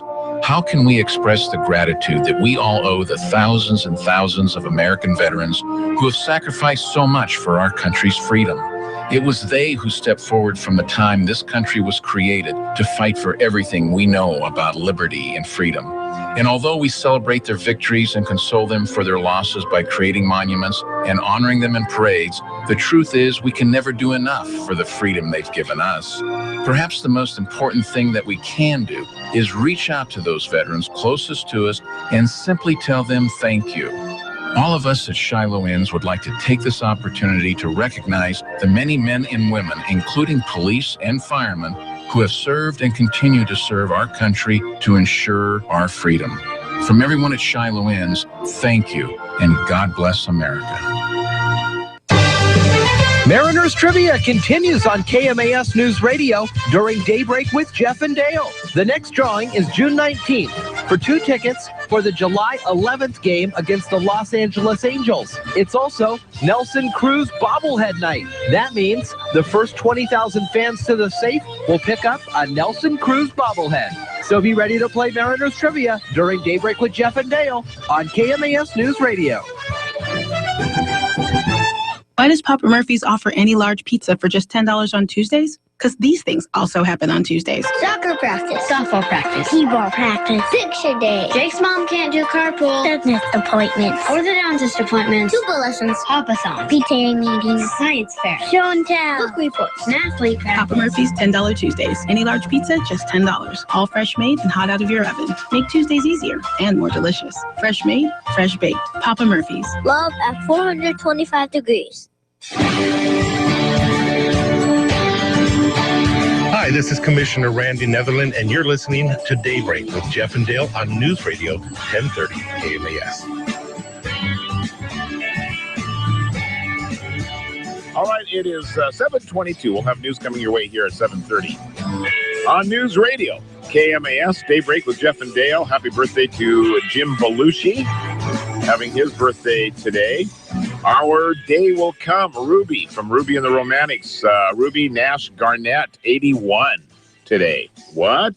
Yeah, I'm not kidding. And let's see, who else is having a birthday? Night Ranger Brad Gillis. The mustachioed Bo Sox Wade Boggs. Oh, yes. Is 57. Yes, he is. I don't know if he still is mustachioed, but he was back in the day. Courtney Cox, 51. Huh. One of your friends. Yeah. Not a lot. Neil Patrick Harris, 42. NPH. Doogie. Ice Cube is 46. That's amazing to me. Yeah. I love it. Ice Cube. Ice Cube. And our thought for today from American commentator and author John Franklin Carter. The times are not so bad as they seem. They couldn't be. It's deep. Kind of cute. Deep. He went from 1897 to 1967. And so he saw some times. Well, he saw some times, but I don't know when he exactly made that or had that thought. It doesn't say when exactly that made the headlines, but nor it didn't even say if it did make the headlines, to be honest with you. On this day, the England's King John put his seal on the Magna Carta. And that kind of said that everybody is equal, even kings. Even kings have to follow the law. Oh, yeah, sure.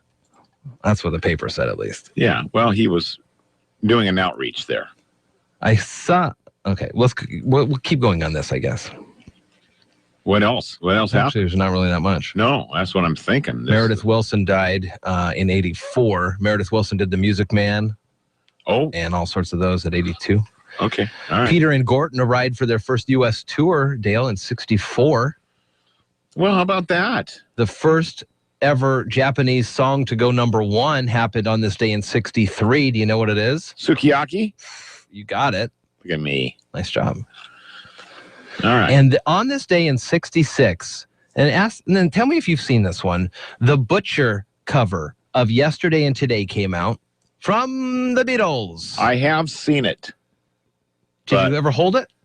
No. Or is it internet pictures? It wasn't internet pictures, but I saw it. Beatles surrounded by bloody baby doll parts. Yeah, I remember that. Changed to a more conventional photo. It was like those baby heads with the blood dripping down the corner of their mouth, and they had the wide open eyes, and it was freaky. And why? Those kinds of dolls, and that was kind of in vogue at the time. Can't really put my finger on it. You can't figure out why they would do that? The dark side. No, and it was really way out of character for the Beatles. Well, that's what I'm wondering. Public persona. I mean, it was way. Yesterday and Today nobody is could what? figure it out. What were some of the songs? Yesterday. Oh, these were Day Tripper. Yeah. Nowhere Man. So early on in their career, still when they were the fresh-faced. Well, it's the album before Revolver. They were in a transition. Okay, so they were transitioning. They were trying to not be poppy. They were trying to be more thoughtful about their music and deeper. Well, if that serious. If that album was the album they went with, they definitely would have shredded their old audience, their old image, and their old audience. But goofy kids like us, we just rolled with it. Well, I guess it's time for us to maim dolls, and that's what we're supposed to do, right? Follow you wherever you go.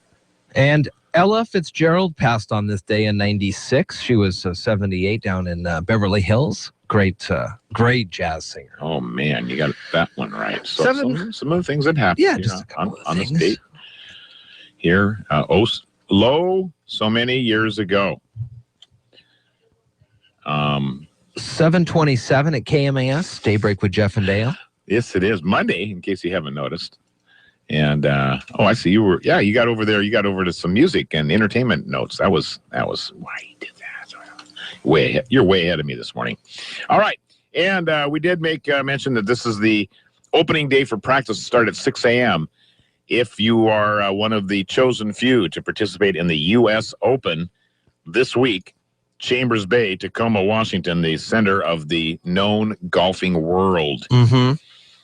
The very best golfers, by definition, are going to be here today and tomorrow and get ready. Well, the practice in earnest is tomorrow, but really I thought it was they were talking about Phil Mickelson after his he was at the Shriners down in Memphis over the weekend, and he says, well, you can't practice 2 days at Chambers Bay and have it figured out. He says, I'm fortunate that I went and spent several rounds. He says, I've got notes on all the holes, because he says you can recover and you can do some creative shots and you can really score well.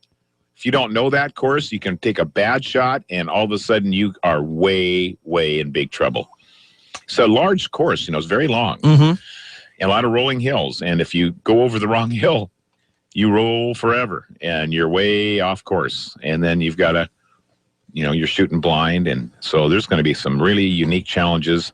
Going to be a lot of fun to watch this week, to be sure. Apparently, the Golf Association has put up a huge tent city housing all their media and clubhouses, because a lot of the clubhouse for the actual course as a course has not been completed yet. There's still a lot of finishing touches that had to be put on, but I guess a huge tent city, and then they have risers up and stadium seating for some of these things. It's really a transformation that they do to cover these things. And then, you got to figure the towers and the coverage and logistics. This has been over a year in putting together. And so it all comes together this morning. Very exciting.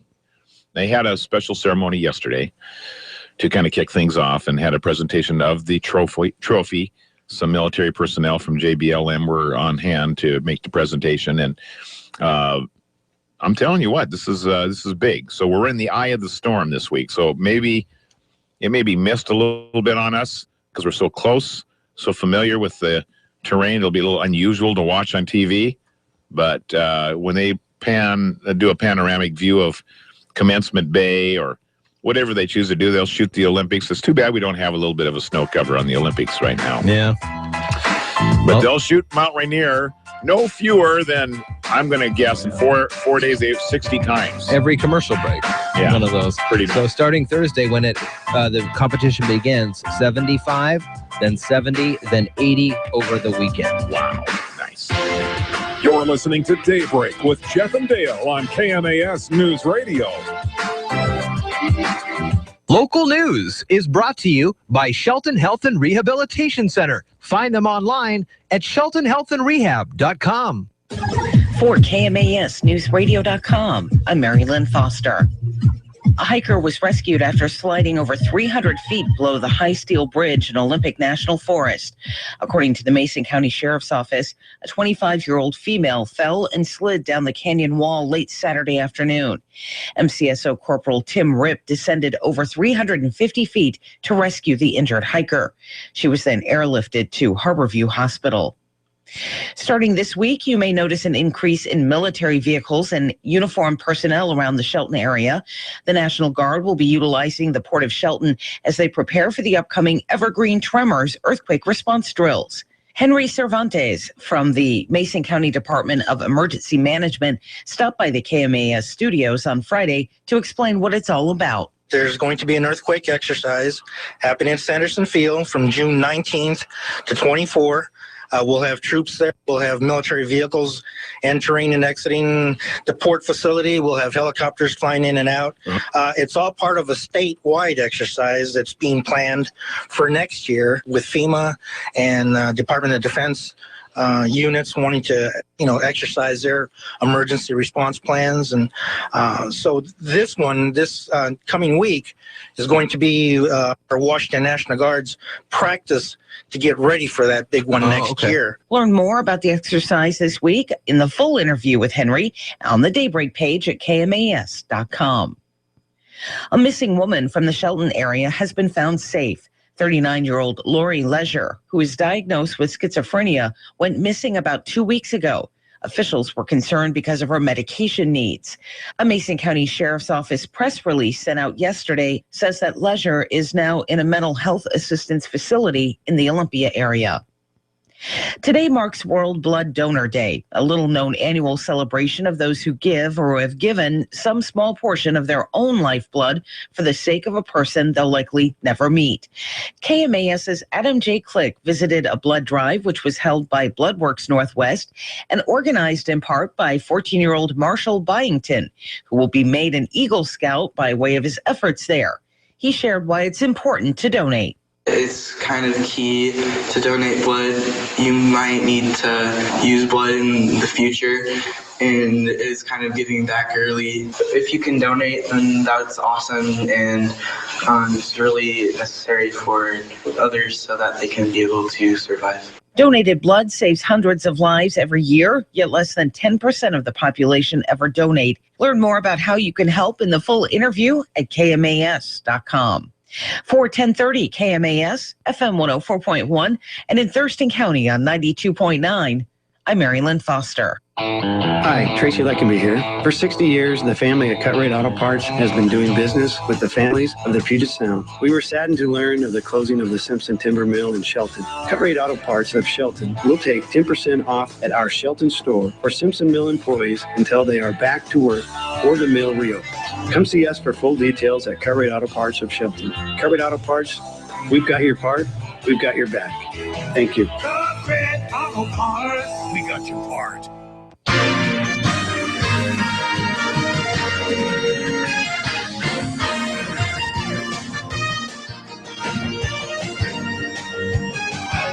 For News Radio, 1030 KMAS Shelton, FM 104.1, 92.9 FM.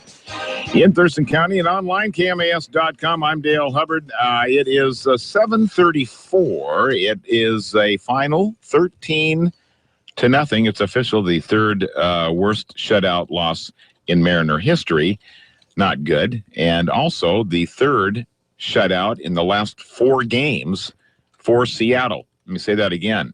That's the third time that Seattle's been shut out in their last 4 games. Nasty. All right. What's next? Well, they leave Houston after losing 2 of 3 there, and are now 3-3 on their road trip. So they can still salvage a winning road trip out of this thing. They're at the world champs, the San Francisco Giants. And they had just played 2 games in the city by the bay, and they'll be at home for 2 games against San Francisco at home. So kind of a home-and-home series going here, best of 4. We'll see how that plays out. And Seattle will start their series here with Taijuan Walker this evening. And now we'll have our pregame at 6, first pitch at a little past 7 o'clock. Tim Hudson on the hill for San Francisco. And San Francisco shut out yesterday as well. So something's got to give. Okay. Somebody's going to score some runs. Somebody's got to win. Right? Mm-hmm. Right. The Chicago Blackhawks could win the Stanley Cups or Stanley's Cup. With a win tonight, they lead 3-2. Game 6 is tonight, and win over Tampa Bay would do the trick. Should the Lightning take tonight's game, then they will go to a 7th and final deciding game in the hockey playoffs. Meanwhile, basketball action, LeBron James, King James, whatever, he can't do it by himself, and golly, Cleveland loses by about 14 points to the Golden State Warriors. Stephen Curry was the star for Golden State yesterday in the NBA's best of 7, and now Golden State with the 3-2 lead could wrap it all up tomorrow night in Cleveland. They haven't won, by the way, since about 1977, the NBA championship. So big opportunity for Golden State. Been a long, dry spell.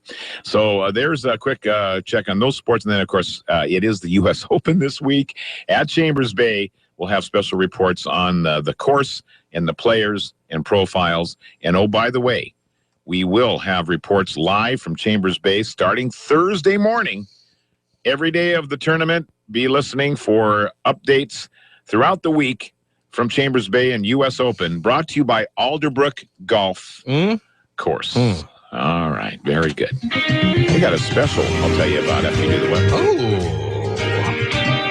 Well, I better get through this quick because I want to know what it is. 53, partly cloudy now, 85 the high today, 75 tomorrow, Wednesday and Thursday, 70 Friday, and then 80 back up over the weekend. Great for golf. Yes. Tell me more after this guy. It's Daybreak with Jeff and Dale on KMAS News Radio. Join the guys as they talk with neighbors, newsmakers, and each other, getting your day off to the absolute best possible start in the history of mornings. Connect with Jeff and Dale through the KMAS listener line, by email or Facebook. Now, from the capital of the great state of Washington, Daybreak with Jeff and Dale. All right, it is Daybreak with Jeff and Dale. 7:37. It is Monday morning. Dr. Apostle. Is that right? Alexis Apostle? Alex Apostle. Yes, the new superintendent of Shelton School District is going to be in studio with us in the 8 o'clock hour. And, of course, we always have our Brian LaFlame from the LaFlame Group and our radio real estate resource program. We're chatting right now, getting ready for the show. Yeah. So now talking about the Chambers Bay tournament coming up this week. Yeah. And might mention too, the Capital City Amateur was held over the weekend. And congratulations to Casey Adams. He kept John McCaslin from winning for the 5th time. So Casey Adams won the Capital City Amateur. That was good. Good on him. Mm-hmm. Now, Alderbrook Golf Course, beautiful Union, Washington. Oh, my gosh. And it's just a tremendous course. It's in really good shape right now. They have a special that is very unique. It's their 50th anniversary this year. Oh. And so what they've decided to do is offer up some specials for golfers. Here's one. You and a buddy and a cart, 18 holes of golf, $50. Twilight. Let me clarify Twilight for you. Yeah, what does that mean? Twilight starts at noon. No, it doesn't. Mondays through Thursdays. Really? And 1 on the weekends. Whoa. You can get 2 rounds of golf. You can golf as much as you can for 50, but you and a buddy for $50 with a cart. I've heard those deals. And with a cart, you can zoom. That's a deal. You could go twice in a day. So you guys are into quantity. There's a lot of young guys like to golf and shoot as many holes as they can possibly squeeze in. They get, let's take off Wednesday and go golf. Okay. You could definitely do 2 rounds by noon until dusk. Oh, yeah. 2.5 almost. You could get a lot of golf in. So go into the pro shop, tell Justin I sent you, and you're off and running for a special 50th anniversary. Wow. Going through the month of June only. Noon? Twilight is noon out there. That's during the week. Yeah. Yeah. So pretty cool. Pretty cool deal. That's a good one. Yeah. 7:40 here at KMAS and Daybreak with Jeff and Dale, KMAS.com. A good morning to you. We have Mariners trivia coming up. Tough loss again for the Mariners, but we've got trivia for you. Also, Adam J. Click talks about World Blood Donor Day. Sits down and is able to talk with Tori Fairhurst from the Blood Drive. Also has a conversation with a kid who put together this blood drive to work on his Eagle Scout accommodation. Man. So pretty cool stuff, saving lives. And as Dale mentioned early, only 10% of the population give blood. Give blood. Yeah. So Sounders won over the weekend 3-0. And I was just checking on how the U.S. ladies have done. They're seeking a World Cup title. They're in the Ladies World Cup tournament is going on right now. And so we'll try to get some updates for you. I think they play again here soon. But there's so many things going on. You know, hockey playoffs, basketball playoffs, golf tournament in our backyard. My gosh. Here's an interesting little story. The current movie, not the current #1 movie, but one of the biggest movies so far out this summer, Mad Max Fury Road. Yeah. Charlize Theron and Tom Hardy are the mains. Well, turns out Dana and Dane Grant are now married. They fell in love and met while filming. Dana and Dane. Dayna and Dane are their names. And the guy and the gal were the stunt doubles to Charlize and Tom Hardy in the movie. Geez, they that's met awesome. on set, fell in love, and got married. Wow. And they kind of look like them, too. Well, that's why they're the doubles. That's good. I bet. Now and both of those celebrities, to me, feel as though they would be the types that would show up to the wedding.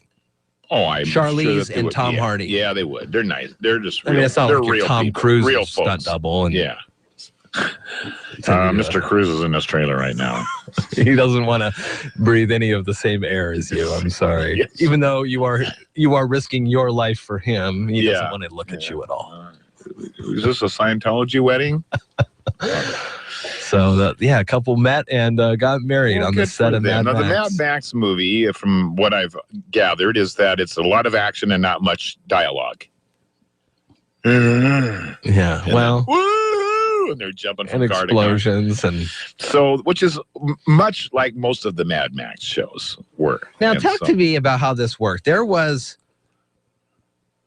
the Road Warrior. Yeah. Then there was Mad Max. Then there was Mad Max Beyond Thunderdome with Tina Turner. Right. And they're all part of the same deal. Yeah. So this is supposed to be part of that same deal. But too. Road Warrior was a flop. Yeah, Thunderdome kind of saved it again, brought it back again. Okay. And but was the Mel first Gibson. one was good. The first Mad Max or Road Warrior? The first Mad Max. Yeah. I watched all three of those. In fact, they were running on TV here a couple of weekends ago. It's like Waterworld on land. Yeah, very similar, which was like, can't hit a home run with all of them. I love Waterworld. I am a fan of Waterworld. Yeah. I think, Carol, don't you like Waterworld? What? She said, yeah. What was that other one? Postman? The Postman. Yeah, it came out right after Waterworld. Costner was in a rut. Yeah. Now he's not even anything. No. Has he been in anything? Draft Day? Yeah. That looks good. I want to see that. You haven't seen that yet? No. Oh, my gosh. You would love that movie. I know. It's a Draft football Day. movie, right? Any kind of sports movie is good enough. I mean, they don't make him too sporty. Guy. Yeah, but he's a good sports movie guy. Yeah.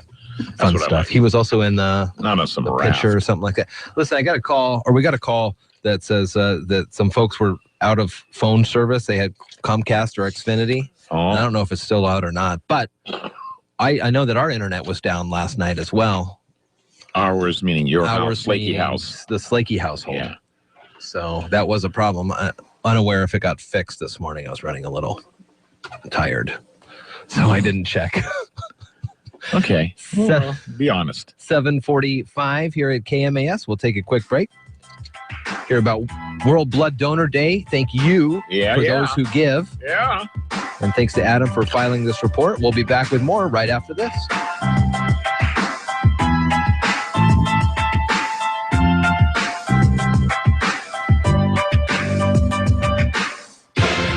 You're listening to Daybreak with Jeff and Dale on KMAS News Radio.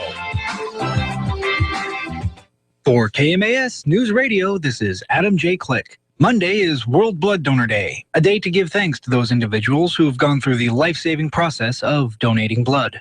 Over the weekend, I visited a blood drive held by BloodWorks Northwest and spoke with Tori Fairhurst, one of the main organizers for blood drives in the area, and Marshall Byington, a 14-year-old Boy Scout who had helped to arrange the blood drive as part of his qualifications to become an Eagle Scout. Tori explained what BloodWorks Northwest is all about.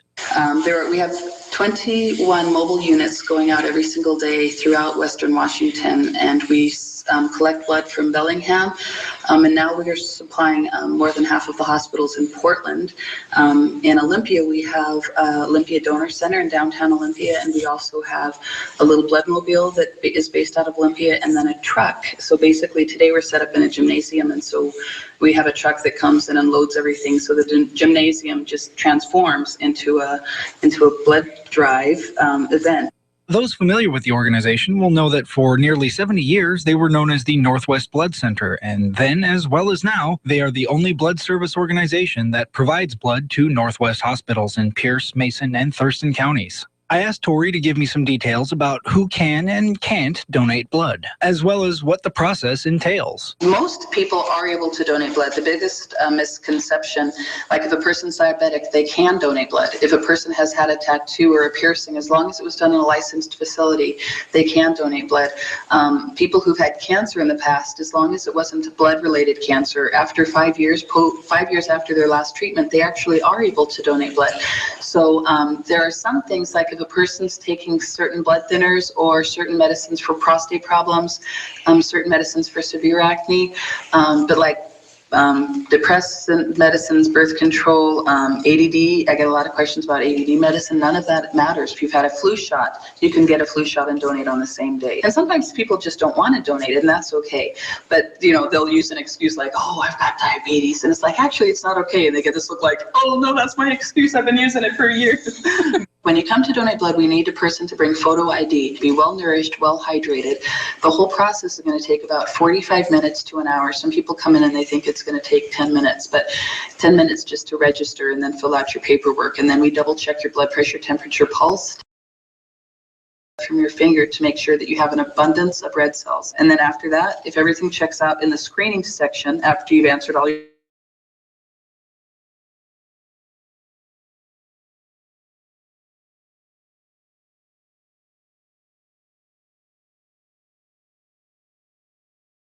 (7 to 10 minutes), and then we go to juice and cookies for 10 minutes. And then after that, just no heavy lifting or strenuous exercise for the rest of the day. I asked Marshall what made him decide to take on a blood drive as his qualifying event for becoming an Eagle Scout. Blood is really necessary to sustain life and kind of help others. So another side note, I guess, my dad has paralysis from the waist down, and he's needed surgeries in the past where he needed blood to be able to survive those surgeries. So that kind of was another reason why I decided to do this as a project. As both Tori and Marshall explained, the act of donating blood is one of the most selfless, life-saving acts that a person can do. Donating blood, it makes the other person better, but I think it makes us better too. You know, when you donate blood, you know, I tell people you have a little invisible superhero cape, and there's this feeling you get knowing that your courage and love are going to keep somebody else alive. I mean, it is a beautiful feeling to know that you are doing something so important. And there's very few times in your life where you can be certain that something that you're doing is going to save somebody else. It's kind of key to donate blood. You might need to use blood in the future, and it's kind of giving back early. If you can donate, then that's awesome, and it's really necessary for others so that they can be able to survive. If you want more information on future blood drives and where you can donate, you can find Bloodworks Northwest online at www.bloodworksnw.org. For KMAS News Radio, this is Adam J. Click with a special report. Are you tired of commuting to a job that makes someone else rich, working harder than ever, but getting nowhere? Do you hate spending hundreds of dollars every week on daycare, having someone else raise your children?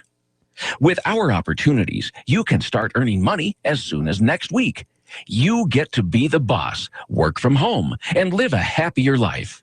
At Be the Boss Network, you'll find hundreds of work-from-home opportunities that you can literally start today and be earning money as soon as next week. Go to freedom31.com and start earning money as soon as next week. You get to be the boss. Get out of the rat race. Work from home. Go to freedom31.com right now and change your life today. That's freedom31.com.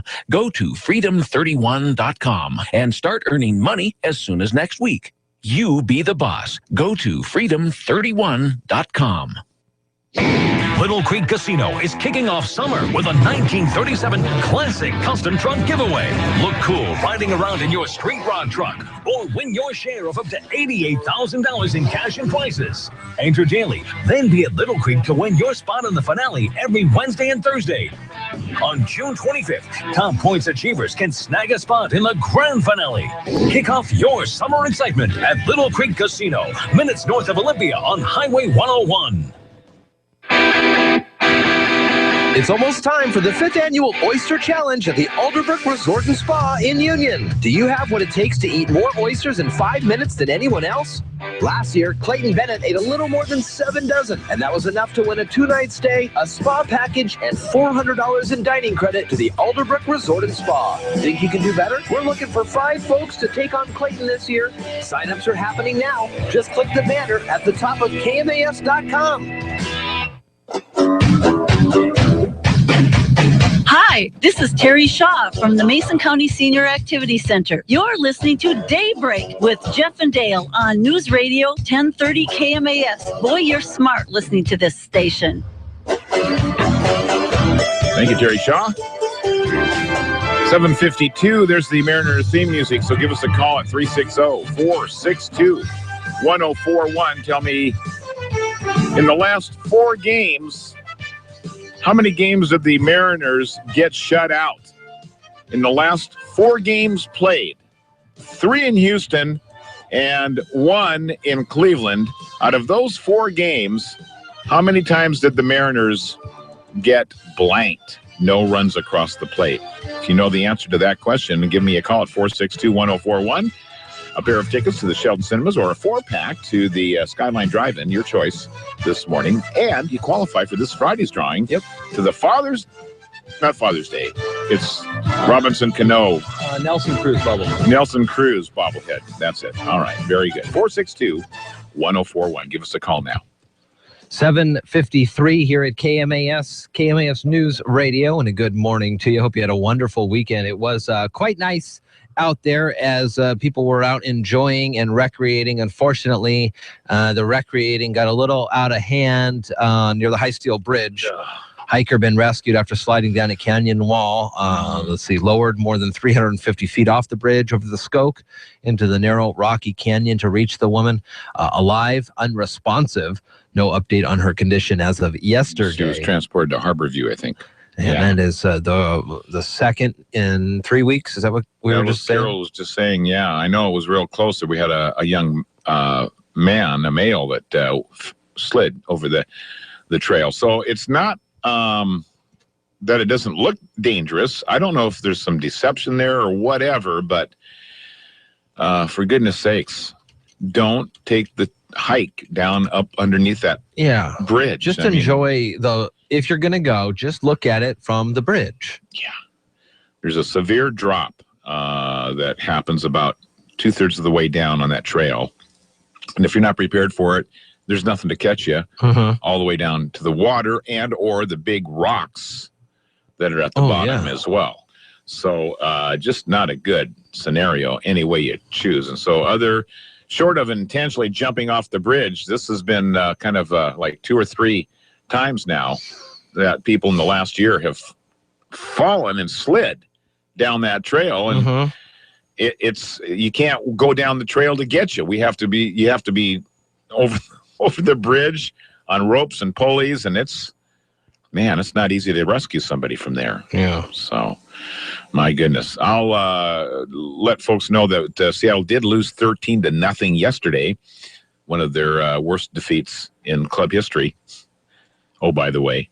So that's one game that they were shut out in the last 4. All you got to do is fill in the blanks. How many out of the last 4 were the Mariners shut out after the conclusion of yesterday's game? And they travel to San Francisco today and tomorrow. You're going to be getting close. Then they'll be home. I mean, even Felix got roughed up this weekend. Yeah. Heard about that. Everything when it implodes, baby, she goes fast. We are just a month away from the All-Star game, and if the Mariners have not made any moves or done something by then, just 2 weeks left of play, or a month left to play, 4 weeks left. I mean, they got to figure something out. It's in Cincinnati this year, and I don't know who is even eligible now to represent the Mariners. Who would be? I mean, Felix just got hammered. Nelson Cruz hasn't been playing. Cano is not doing much. Yeah, but Cano, I think, is in second in voting for the All-Stars. Likely that he or Nelson Cruz, I guess, maybe would be considered All-Star material. I have the Mariners been playing a little bit better, there have been more considered. So we are on the line, though, with a Mariner trivia player. Who is this morning on the radio with us? Scott. Scott, how in the world are you? All right. How many games have the Mariners been shut out of in the last 4 games? 3 of 4. Yes, sir. They have been, unfortunately, that's the right answer. Horrible. So yesterday's 13-0 shellacking. They had gone 20 innings in the 2 games previous to Saturday's game, where they actually won 8-1. But boy, prior to that, they got shut out twice, and then won Saturday, and then got shut out again yesterday. So, Scott, congratulations. We'll get a little bit of information from you off the air and let you be on your way. But you are in the drawing this Friday for an upcoming Mariners game, so congratulations on that one. Thanks. All right, thanks. Hang in there, and we'll be right back after the Old Farmer's Almanac and ABC News on the way next.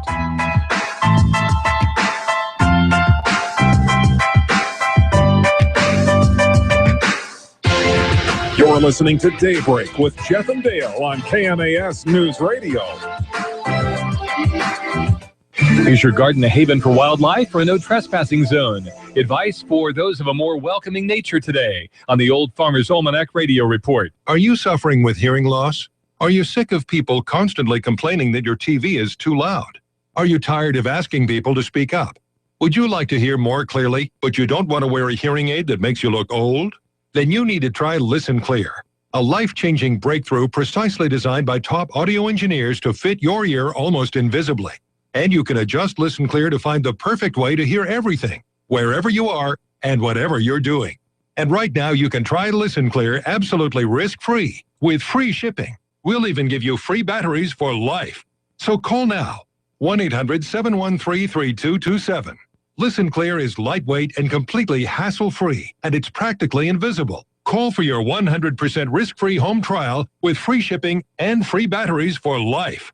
For free information, call now. 1-800-713-3227. That's 1-800-713-3227. 1-800-713-3227. With more practical tips and useful advice, this is your Old Farmer's Almanac Radio Report for Monday, June 15th, the 166th day of the year. Actor Neil Patrick Harris has a birthday, and Ben Franklin's Kite in a Thunderstorm experiment is said to have taken place on this day in 1752. We frequently talk about ways to keep insects and wildlife out of the garden, but some of us like attracting all kinds of critters. Here are some plants that will help. An acorn-producing oak tree is a virtual magnet for squirrels and chipmunks, as are the seeds of the maple tree. Deer can't resist the lure of black walnuts, while berry-producing bushes will be a haven for birds. For attracting butterflies, you can't go wrong with purple coneflower. And you'll put out the welcome mat for bumblebees with poppies and Russian sage. That is the Old Farmer's Almanac Radio Report. Find more gardening advice online at almanac.com. 1030 KMAS Shelton can also be heard on K281BM Shelton, FM 104.1, and now in Thurston County on 92.9. Here's the latest from ABC News. I'm Karen Chase. The state Supreme Court in Colorado, where marijuana is legal, has ruled that workers can be fired for smoking pot even if they don't do it on the job. The ruling came in the case of a medical marijuana patient who was fired after failing a drug test. The court ruled he cannot get his job back. The Supreme Court in Washington ruled abortion providers in North Carolina don't have to show pregnant women ultrasounds before terminating their pregnancies. The justices left in place a lower court decision that the law was, quote, ideological in intent and violated doctors' free speech rights. 2 shark attacks are making swimmers nervous in North Carolina.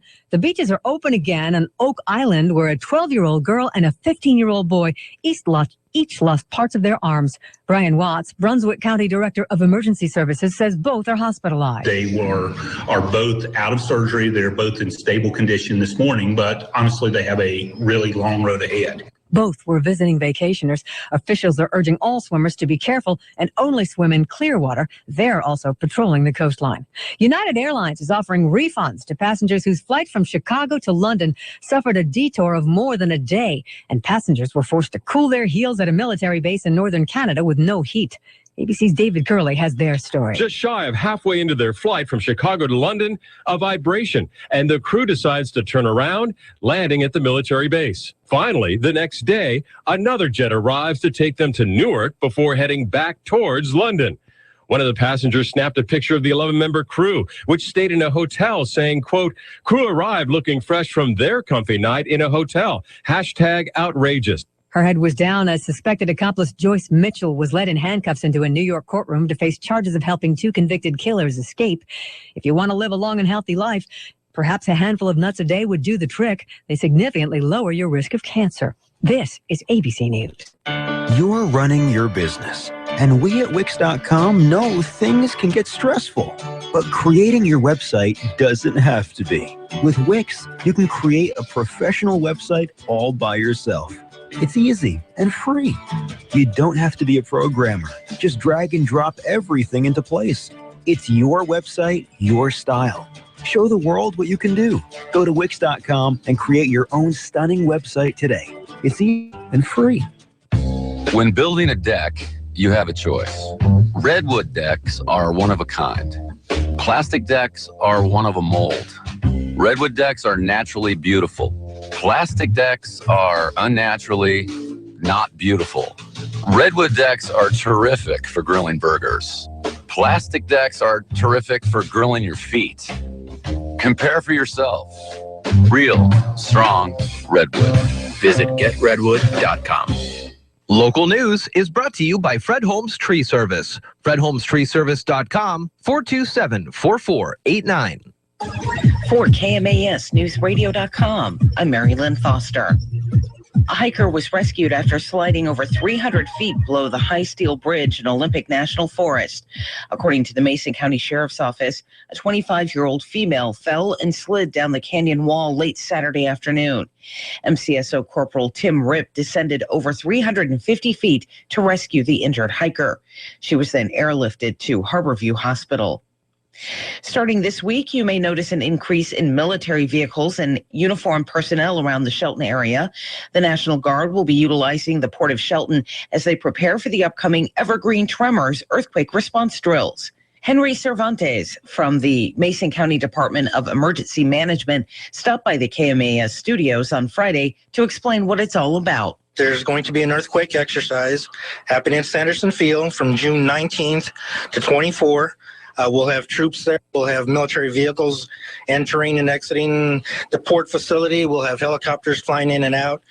It's all part of a statewide exercise that's being planned for next year with FEMA and Department of Defense units wanting to, exercise their emergency response plans. And so this coming week is going to be our Washington National Guard's practice to get ready for that big one next year. Learn more about the exercise this week in the full interview with Henry on the Daybreak page at KMAS.com. A missing woman from the Shelton area has been found safe. 39-year-old Lori Leisure, who is diagnosed with schizophrenia, went missing about 2 weeks ago. Officials were concerned because of her medication needs. A Mason County Sheriff's Office press release sent out yesterday says that Leisure is now in a mental health assistance facility in the Olympia area. Today marks World Blood Donor Day, a little-known annual celebration of those who give or have given some small portion of their own lifeblood for the sake of a person they'll likely never meet. KMAS's Adam J. Click visited a blood drive, which was held by Bloodworks Northwest and organized in part by 14-year-old Marshall Byington, who will be made an Eagle Scout by way of his efforts there. He shared why it's important to donate. It's kind of key to donate blood.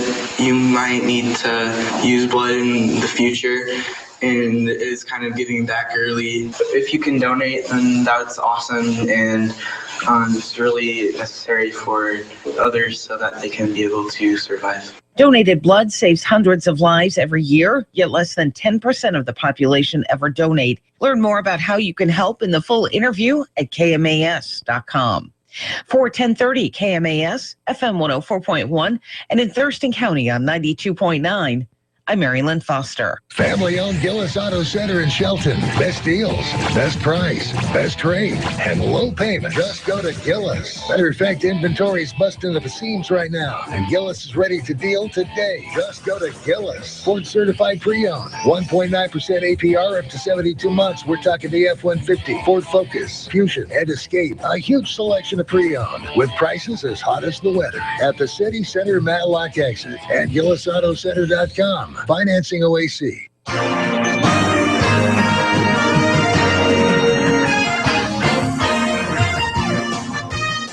For News Radio 1030 KMAS Shelton, FM 104.1, 92.9 FM, Thurston County, online, KMAS.com. I'm Dale Hubbard, 8:06.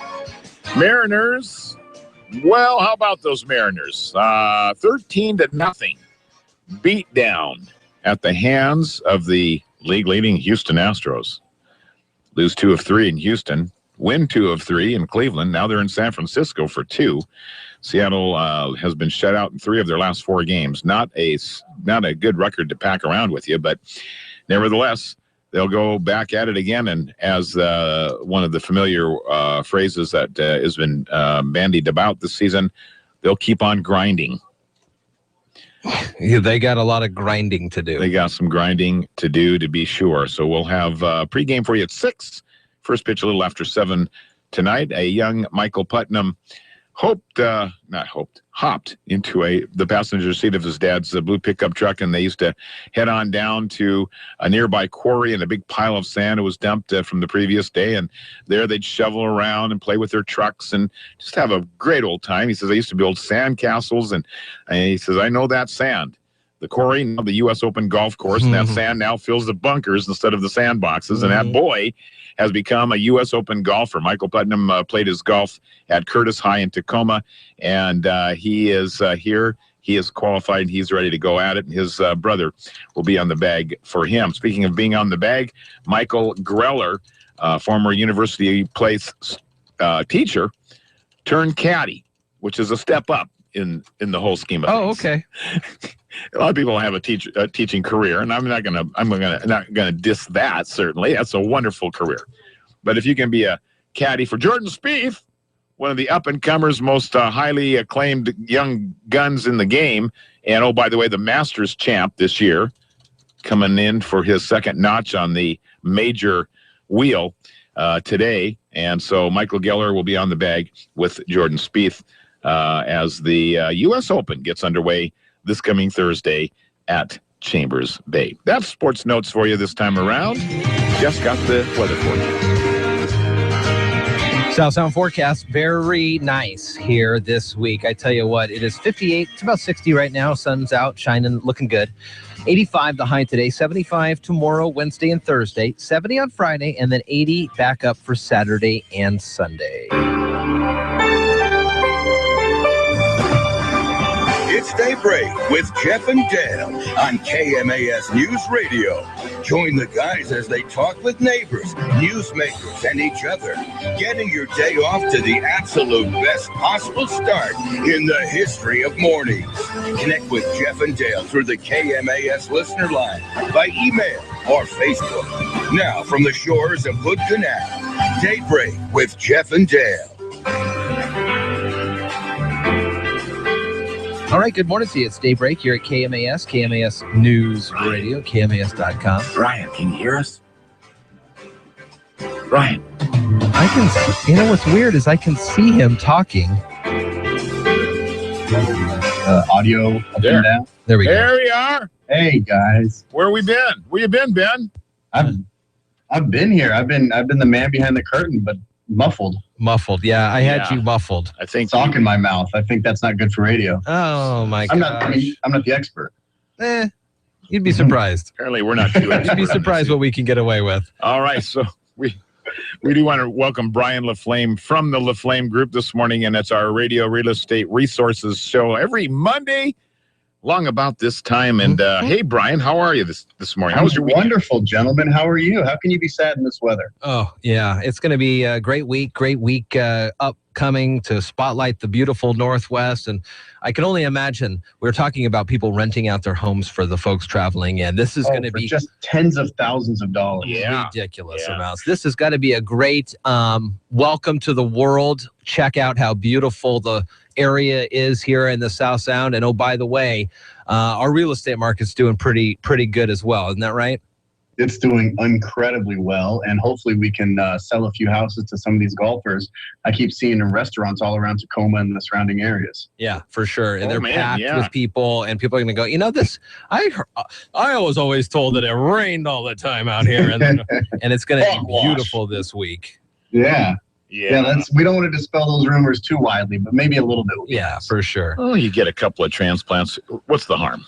What's the harm, right? Yeah, we're showcasing our beautiful area and the wonderful real estate that's for sale here. So let's talk about real estate. That's what you're the expert in here. And you'd be surprised. A lot of folks are perhaps starting to think about getting a house. And one of the first things you got to do is we got to make sure that your credit's okay. You got to clean up your credit. I mean, that can follow you around for a while. A lot of folks, especially early in life when they're out on their own, they make a few mistakes. They run up some bills, student loans. They run up credit cards. You're given a credit card by these outfits when you're 17 years old, and next thing you know, you're 23, and you're going like, oh, my God. Guilty. Well, yeah, it's free money when you're 17, just like your parents would give you, right? Yeah, for sure. Haven't quite figured out how to... You have to actually pay that So when you get in trouble, Brian, tell us a little bit about that story, because that doesn't preclude you from being eligible for buying a home down the line. Let's talk about that scenario. Yeah, you're right. It doesn't preclude you at all. And I think that one of the biggest, smoke and mirror kind of things in our society is our credit, our FICO score, what the credit bureaus really think of us. You can get different credit reports and different credit scores from different sites or different companies. But which one is really real, and then what actually goes into making your credit score. So we'll get into that, I think, at a later time. But today I wanted to talk about and dispel a few myths about how long it takes after some significant credit event in your past, say a foreclosure, a bankruptcy, or short sale. How long do you have to wait? What's your penance before you can purchase a house again? And I think people are going to be surprised that for the sorts of loans and the type of credit event, the answers are disparate and not as bad as you'd think. So it is now, 2015, the first kind of inklings of this housing mess were in 2008. So that's a whole 7 years ago now. Yeah, a lot of us got in trouble then, and then a lot of us got in trouble. We were able to stave it off for a while, and maybe our arms didn't adjust or our company didn't quite go under yet. And so for the past 7 years or so, we've had kind of waves of of different things happening to people in our society based off of our recession. So what are these numbers? Are some of the folks maybe early on in this in the troubles are able now to kind of get looked at again? Yeah, I think most people think that if something happens, if they've got a foreclosure, if they've got a short sale, if they have bankruptcy, 7 years is kind of the number that I've heard most people have been told and believe. And believe it or not, there's only one credit event and one sort of loan that precludes you from purchasing a house for 7 years. And that is if you've had a foreclosure, you have to wait 7 years in order to purchase a home with a conventional loan with the lowest amount of down payment. So if you have a higher down payment, you can move forward a little more quickly. But everything else is between 1 year and 4 years. And in fact, if you have a bankruptcy, a Chapter 13 bankruptcy, you can actually purchase a home while you're in that Chapter 13 bankruptcy if you're making your payments. But if it discharges, you've got to wait at least 2 years after that. Wow. Okay, Wow. well, Isn't that crazy? It's not that severe. It doesn't sound like it's too severe. No, it's not. I don't think it's severe at all. Yeah. I think it's rather reasonable. What Fannie Mae, Freddie Mac, the FHA, the VA, USDA, those sorts of entities want to see is just that, hey, you made a mistake or something happened to you and it was a little bit jarring for a while, but you've landed back on your feet and you've got some good history behind you to show you've got another good foundation where you're a good, solid credit risk for them. Boy, that sounds like great news and important information. I can only imagine that folks they've been renting for so many years. It says, well, I got to keep renting because I had a bankruptcy or something. I'm never going to exactly, Dale, exactly. And so they've been renting and essentially throwing their money away when they could be perhaps looked at. It's incredible the great credit scores I see from people whose bankruptcies or maybe 2 years, 3 years, 4 years in the past. These guys have mid 700 credit scores because what a bankruptcy is meant to be is kind of a restart. Like, hey, all right, you got in a tough spot. We're going to give you a clean slate, and now you can start from scratch and build credit from there. And as people build credit, their credit scores go up really quickly. Another really cool thing that Fannie Mae came out with recently is we just talked about 7 years is the waiting period after foreclosure, unless your mortgage was included in your bankruptcy. There's a lot of times where you may have your home foreclosed upon and the bank tries to sell it at auction. They can't sell it and they just hold it. And so your foreclosure in Fannie Mae and Freddie Mac's eyes hasn't really started until the bank has recorded that trustee deed and then sold it off their books. But if they haven't done that, we'd run into people in 2012, 2013 who'd been foreclosed for 4 or 5 years, but the house was actually still in their name because the bank never foreclosed on the home, even though the mortgage had been forgiven. So in order to combat that, if somebody has put a mortgage into their bankruptcy and whether or not the foreclosure has been consummated by the bank, they're held to that bankruptcy date, which I think I think that's fair. Wow. People don't control what the bank does after they foreclose on the house. They control the actions that they do after the foreclosure happens. Yeah. Yeah. Yeah, and through it all, now the qualifications to get a loan for a home, a little bit more strict, a little bit more attention being paid to the details than the bubble that was created before 2008. I mean, but if you qualify under normal circumstances in everything except that category of bankruptcy or whatever the case might have been, but you had a 2 or 3 year track record going the right direction, you've got enough for a down payment. There's probably no reason why you can't get into a place pretty easily. That's right. So after our run up and then subsequent bust of the bubble, underwriting common sense kind of went out the window because everybody was running scared, not understanding what investors were going to do, not knowing exactly what caused it. And so it was really difficult to get a mortgage for a long time. And as common sense comes back into the underwriting market little by little, you can see that people are being looked at a little more as a complete picture and not just having one thing preclude them from purchasing a house. In fact, the FHA came out with a program about 18 months ago, maybe a little bit less, called the Back to Work program, where they tried to reach out and understand, okay, some things could have happened to you because during the recession that were totally out of your control. And so we're going to reduce the waiting period for bankruptcies, foreclosures, short sales to just 1 year from whatever credit event must have happened to you with certain restrictions. You had to have a significant loss of income, had to be for at least 6 months. You have to establish good credit after that, but there's a good program out there for, hey, something, your company goes under because, they they were invested in some part of the market that ended up going down. Right. And you had nothing to do with that. It doesn't mean you're bad credit risk. It means, you got caught up in the wave of life. That is good news. I mean, that is pushing the industry forward, and this is a great time to think about purchasing a home. If you're buying, selling, whatever your real estate needs are, the man with answers and resources to answer any question you might have, Brian LaFlame. Brian, we failed to mention that you're not just a voice on the radio. You do have some brick and mortar establishments around. You're in Lacey, for crying out loud. You're right here. Yeah, we've got an office down in Lacey. We've got one in Gig Harbor, Tacoma, Sumner, Puyallup, Seattle, Bellevue, all up and down the I-5 corridor in the Puget Sound area. That is awesome. And you are on College Street in Lacey, 915-5806, the number there? Yeah, just come on in, ask for Brian, or just go to the laflamegroup.com, and all of our contact info is there, and we'll get you hooked up with a great office right by you. LAFLAMME, the laflamegroup.com. Brian, always a pleasure talking with you on Mondays. You brighten our week for us. Well, thank you, guys. I really appreciate talking to you and the opportunity you give me to be a voice to hopefully tell consumers out there that, it's not as scary as they think it is, and there is a lot of hope. And behind the scenes, we're doing a lot of work to make it better for them. All right, very good. We'll talk to you again next week. All right, have a great one. All right, take care. All right, thank you, Brian LaFlame. We will take a quick break here, have some introductions coming your way. New folks in the community that are going to cast a tall shadow. We'll be right back.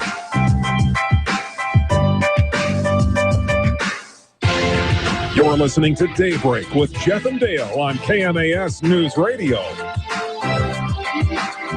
Hi, I'm Ken Slater, the Roof Doctor. If you're like me, your family's important, so make sure that they're well taken care of. One of the best ways to do that is to provide a safe and warm home to live in. For over 50 years, the Roof Doctor has been helping families stay safe and warm by building roofs that last for generations. Our teams have some of the most experienced roofers in the area, and we only use the highest quality materials to keep your family safe, warm, and dry. That's the Roof Doctor. Give us a call. Hi, this is Terry Allen with a check on the community calendar on KMAS. Nonprofits, post your events on KMAS.com. Shelton Elks holds a bingo every Thursday. Play begins at 6 p.m. Food and beverage is available. It's open to the public at 741 Southeast Craig Road. Doors open at 5 p.m. For KMAS News Radio, I'm Terry Allen.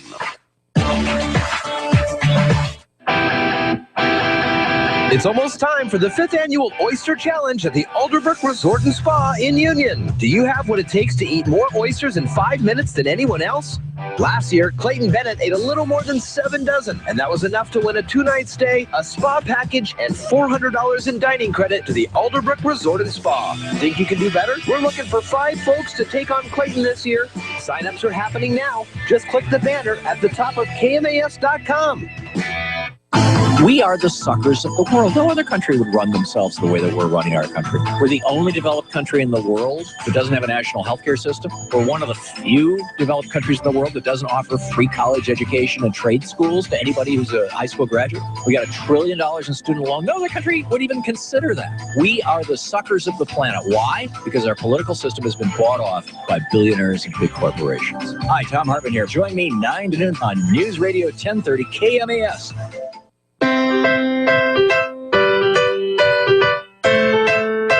Hi, this is Greg Clark from the City of Shelton Public Works Department, and you're listening to Daybreak with Jeff and Dale. 8:23 on Daybreak with Jeff and Dale, and time once again for another in-studio guest, and we're very privileged to have not only the chairperson of the Shelton School Board, Brenda Hershey. Hi, Brenda. Good morning. Welcome. Thank you so much. You have an esteemed guest with us, our brand new superintendent. We want to welcome Alex Apostle, Dr. Alex Apostle. Sir, good morning. Thank you. Good morning. Pleasure to be here. Welcome to Shelton. Thank you. Won't be the last time you hear that today. I'm excited to be here. Oh, good. We're glad to have you with us. For the listeners and the audience, tell us a little bit about your background. your education, your experience, where you last served, and all those sorts of things. Well, I was born and raised in Tacoma, Washington, attended school in Tacoma, graduated from Woodrow Wilson High School, graduated from the University of Puget Sound, and did graduate work at the University of Idaho. Was a teacher in the Tacoma Public Schools for close to, I think, 9 years. Then embarked on my administrative career, was a high school principal in various places in the state of Washington, urban, suburban, and rural, for about 14 years. Then became the assistant superintendent of the Tacoma Public Schools. Then, of course, 7 years as the superintendent of the Missoula County Public Schools, and now in Shelton, and I'm very, very happy to be here. Sort of a return home for Absolutely. you then. Absolutely. I'm thrilled. The process, Brenda, in the selection scenario must have been a bit grueling. There were some great candidates that were applying for this, and how did we arrive at Dr. Apostle for a selection? You know, we needed a proven leader, and we felt that, the full board felt that with Dr. Apostle, we had a proven leader who has shown real success in improving graduation rates. And that's what we're all about. Doctor, you were in Missoula and presumably saw the opening for this position. Why did you decide to apply and come back to Washington? Well, of course, being born and raised in Tacoma was a very important factor, and the fact that I explored the Mason County area as a young person. I love the area. It's beautiful, and I just wanted to come back to my home state of Washington and contribute significantly to the success of all students, and I felt that the opportunity to do that here in Shelton was a great opportunity, and as soon as I saw the opening, quite frankly, I was very excited and applied, and I've been very fortunate to receive the position. So I'm excited about it. You're very new, of course, obviously, but some challenges in talking with school board and citizens in the area, some challenges that you see immediately that surface here for the Shelton School District? Well, I think what's really important for a new superintendent is to get to know the people. Get to know the community, the staff, and work closely with the board and community and staff to determine the strengths of the organization. You always move from the strengths, and I don't know what all of those are. I have a pretty good idea, but I'm looking forward, quite frankly, in terms of getting to know people and then bringing people together towards a common focus so that we can do the very best for students. That's the first step, is get to know the people. You're gonna get a chance to tonight. Yes. There's a big open house from 5:30 to 7 at the Colonial House. It is tonight, and the Colonial House is at 222 West Pine.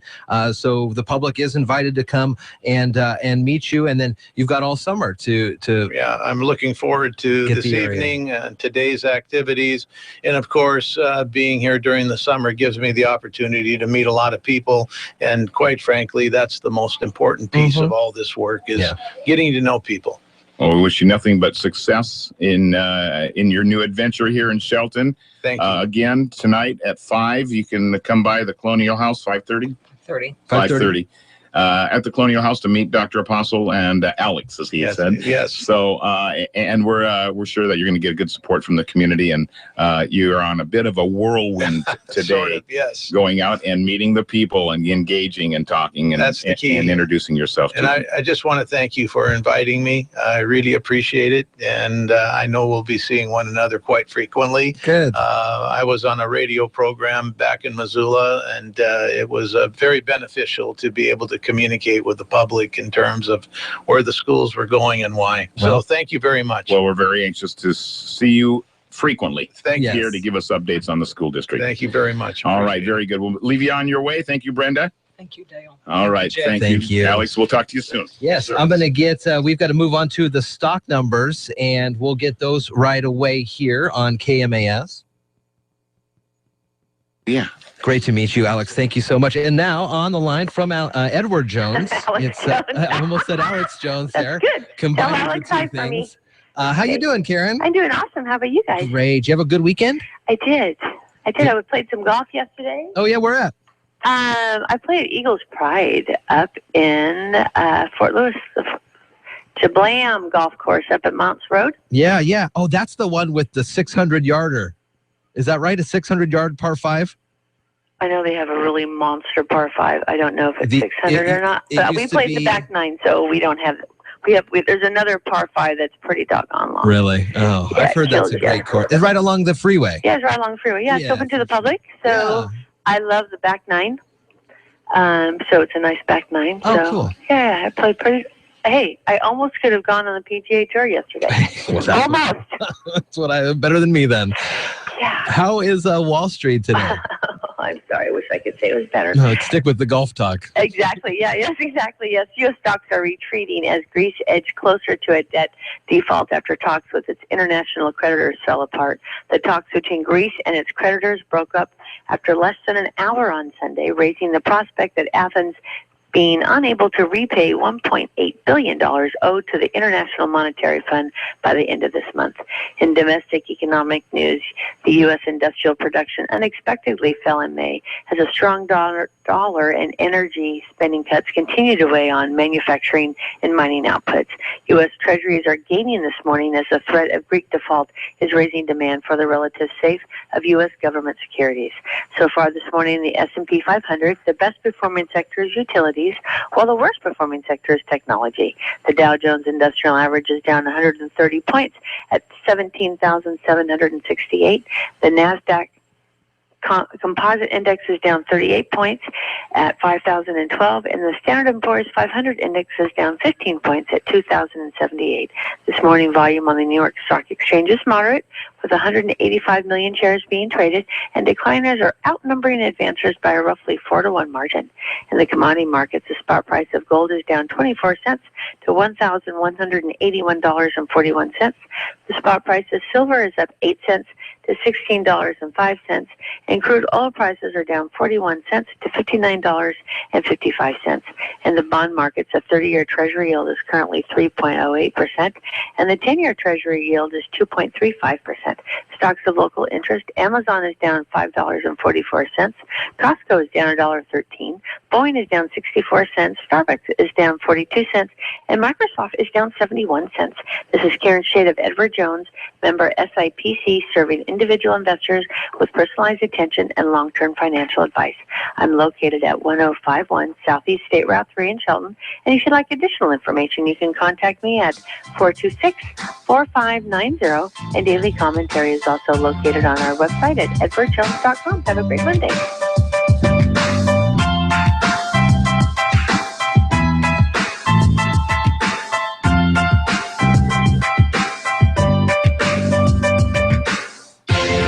You're listening to Daybreak with Jeff and Dale on KMAS News Radio.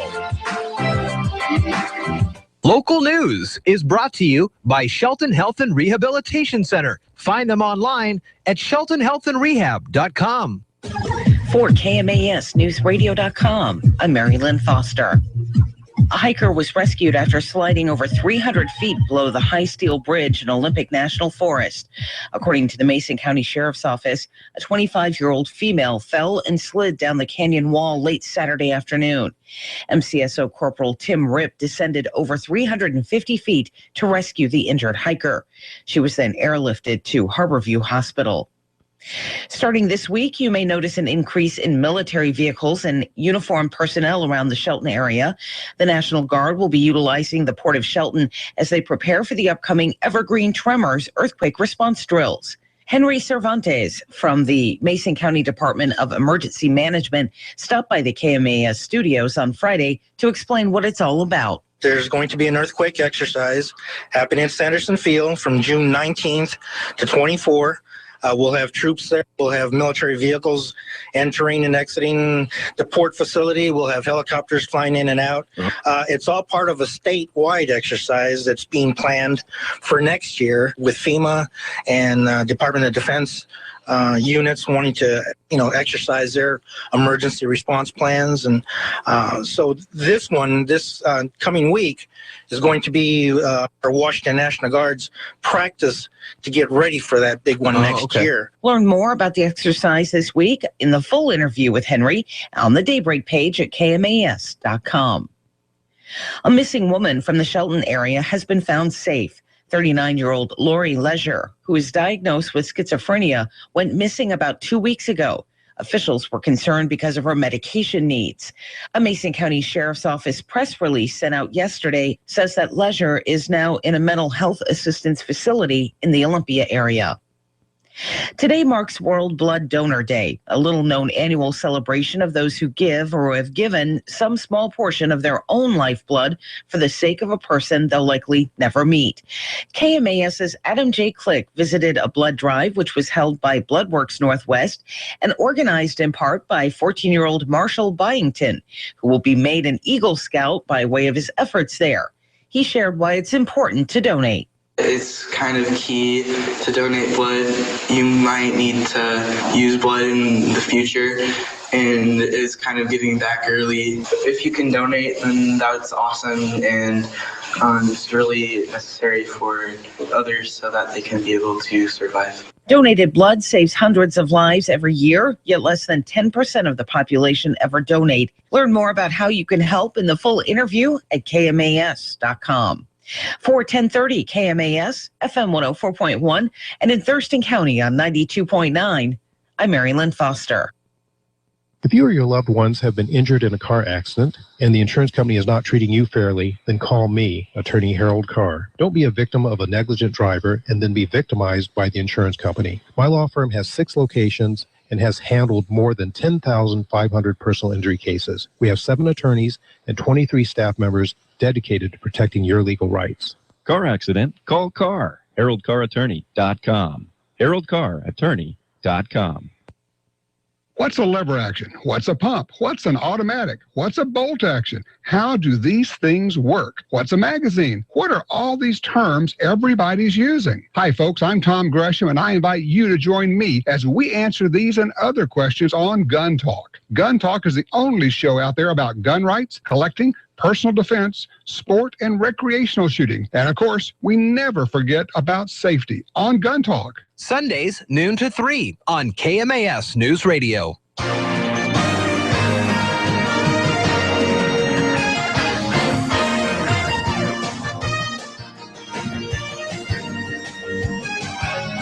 For News Radio 1030 KMAS Shelton, FM 104.1, 92.9 FM, Thurston County, online, KMAS.com. I'm Dale Hubbard. It's Monday. 2 bad things in a row right there. 8:36, and in sports, shellacked, creamed, canned. There were so many adjectives. Anyway, the Mariners got beat down bad. Yep. 13-0. Let's see, 2 field goals and a touchdown. Yeah. All right. So 13-0. That was the third ties for the third worst beatdown shutout in history of the Mariners ball club. And so it's not like the first time they were shut out since when last we spoke. They've got shut out 3 out of the last 4 games. There's something haywire somewhere, and I don't know how we're going to connect the dots, but they better start thinking about doing it quickly. Or when that All-Star break comes and then the end of July is the last chance to make trades, some of these big names that were supposed to perform for us, maybe going back to contenders or going to contenders, and on the theory that the change of scenery will change the fortunes of these guys that are not delivering for us right now. I don't know. I'm just kind of throwing it out there. All right. So a tough outing for all concerned. We have game 1 of a 2-game series in San Francisco before coming home. And that will be tonight at 6 with our pregame first pitch, just a touch past 7, Taijuan Walker on the mound for Seattle. And do I need to tell you? Oh, the U.S. Open. Going strong this week, beginning Thursday. The whole world of golf will be focused in on Commencement Bay and Chambers Bay. Also, in sports notes, the Sounders 3-0 over FC Dallas over the weekend. This Saturday, there'll be, we've got all the military aircraft in the area for the, in case there's an earthquake, right? Mm-hmm. Well, the earthquake's coming to town. Evergreen tremors. On Saturday. It's the San Jose earthquakes. How about that? So if there's a lot of choppers and stuff flying over the pitch, they're going to probably laser those guys. They said, wait a second. We're here to... There's an earthquake. Get it. Protect us from earthquakes. Yeah. So I don't know if we're going to declare war on San Jose yet or not. They're talking in the war room right now about that. Sure. All right, and the USA women, 1 win, no losses, 1 tie in their round robin little grouping right now, and they all take on Nigeria, who has no wins yet in their 2 matches. They've had a loss and a tie. So USA with 4 points can wrap up their group with a win over Nigeria tomorrow in Vancouver, BC. And the kickoff is at 5. So chance for you to wander up north and clear the boundary and go watch some soccer, should you choose. That's sports. Here's Jeff. Alrighty then, South Sound forecast. And choose you shall. Very, very nice out there right now. 58 clear skies. Going to warm up to about 85 today. Pretty much the same temp as yesterday here. Sanderson Field. Sunrise tonight. Venture a guess on what the sunset, I guess, is tonight. Sunset at 9:45. Not quite 9:10, but it's well lit. Still well light at 9:45. I know because I was looking at the light last night, and I'm going like, I wish I was sleeping. It's dark. I know. 75 this week. Friday 70. Weekend 80. Very nice. It's Daybreak with Jeff and Dale on KMAS News Radio. Join the guys as they talk with neighbors, newsmakers, and each other, getting your day off to the absolute best possible start in the history of mornings. Connect with Jeff and Dale through the KMAS listener line by email or Facebook. Now, from the gateway to the Olympic Mountains, Daybreak with Jeff and Dale. All right, good morning to you. It is Daybreak here at KMAS, KMAS.com, and good morning to you, Dale. One of the things good morning to you, Jeff. I thought they taught, I taught in school. Yes. I thought not only do they teach geography, right? Sure, you bet. But they also Idaho's next to Washington. Yeah, and Oregon is not Washington. Yeah. Okay. So you learned something there. So geography. I That's thought good. so. Yeah. The other thing I thought they taught was what states look like, the outlines of states. Yeah, oh yeah. And then I also thought that they taught Washington state history in Washington. Well, Idaho and Idaho, Oregon and Oregon. The history of the state. Yeah. I don't know if they go specific. They might go Northwest history. High school graduates in Kelso discovered an error when they received their diplomas during this week's graduation ceremony. The covers protecting the diplomas, it's the fold. Yeah. And you open the fold and there's your diploma. Yeah. Well, on the outside of the fold, they usually have a very beautiful embossed or glossy, puffy something. Mm-hmm. And usually it's either Old Georgie Porgy here for the state of Washington, or just the state outline. Well, the kids are starting to head up. George Smith. George walks up, shakes the hand of the principal, says, "Boy, I can't wait to not see you again." Then looks at the diploma, and the dang old top of the thing is the outline of the great state of Oregon. That's the cover of the Kelso, Washington diploma was Oregon. Oh man. Oh my gosh. Now Kelso High School is in Southwest Washington. Oh, by the way, but not Oregon. Longview. It's just exit 32. There's still 32 miles before you have to get to Oregon. So faux pas. Diploma's still valid. Yes, they're still all graduates. They all did good, and I don't know if there's. Is there a Kelso High School in Oregon? I don't think. I think it was just probably whoever put those together. The company is based in Oregon. Yeah, probably did hundreds and thousands of those for all the Oregon schools, and we got to get this deadline. They're graduating this weekend. It's like the ultimate senior prank. Did anybody change out the template from Oregon to Washington? Oh, yeah, sure. They all look the same. Whoops. Oopsie-doo. So you remember Bob Simon of 60 Minutes fame, the correspondent who was just killed not too long ago in a crash right after doing some work, and he was going home and see you guys on Monday, and boom, his limo ran into, I don't know what, but there's now a lawsuit by his widow. She's suing the driver of the town car. Rashad Abdul Fadahi was the driver, the limousine company Skyline Credit Ride, and the contractor was Trevez Transportation, all named in the suit. Bob Simon suffered conscious pain before dying of his injuries, 73 at the time, in February, when the limo crashed on Manhattan's West Side Highway. Death could have been avoided if Fadahi's employers had not rehired him. Well, Apparently, why would they do that? Apparently, he had 2 speeding convictions and 9 license revocations. Oh, my gosh.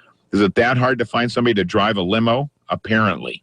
Post said Fadahi and Skyline did not return messages seeking comment. Trevez declined to comment. The suit seeks punitive damages. You can bet it'll probably be a segment, not 60 minutes. Yeah. Wow. Can we speak with the owner of the company here? My goodness. But with a driving record like that, when you do a limousine or a carrier license, you're supposed to be safety conscious beyond everything is all that. It's all about safety. Mm-hmm. And if you have moving violations, speeding violations, or if you've been imbibing and you get one of those Deweys or something, you're out. You're done. Oh, yeah. You don't get to play that game anymore. Apparently, there's some end arounds that were being pulled there. And again, I asked the question: is it that hard to find somebody to drive a limo?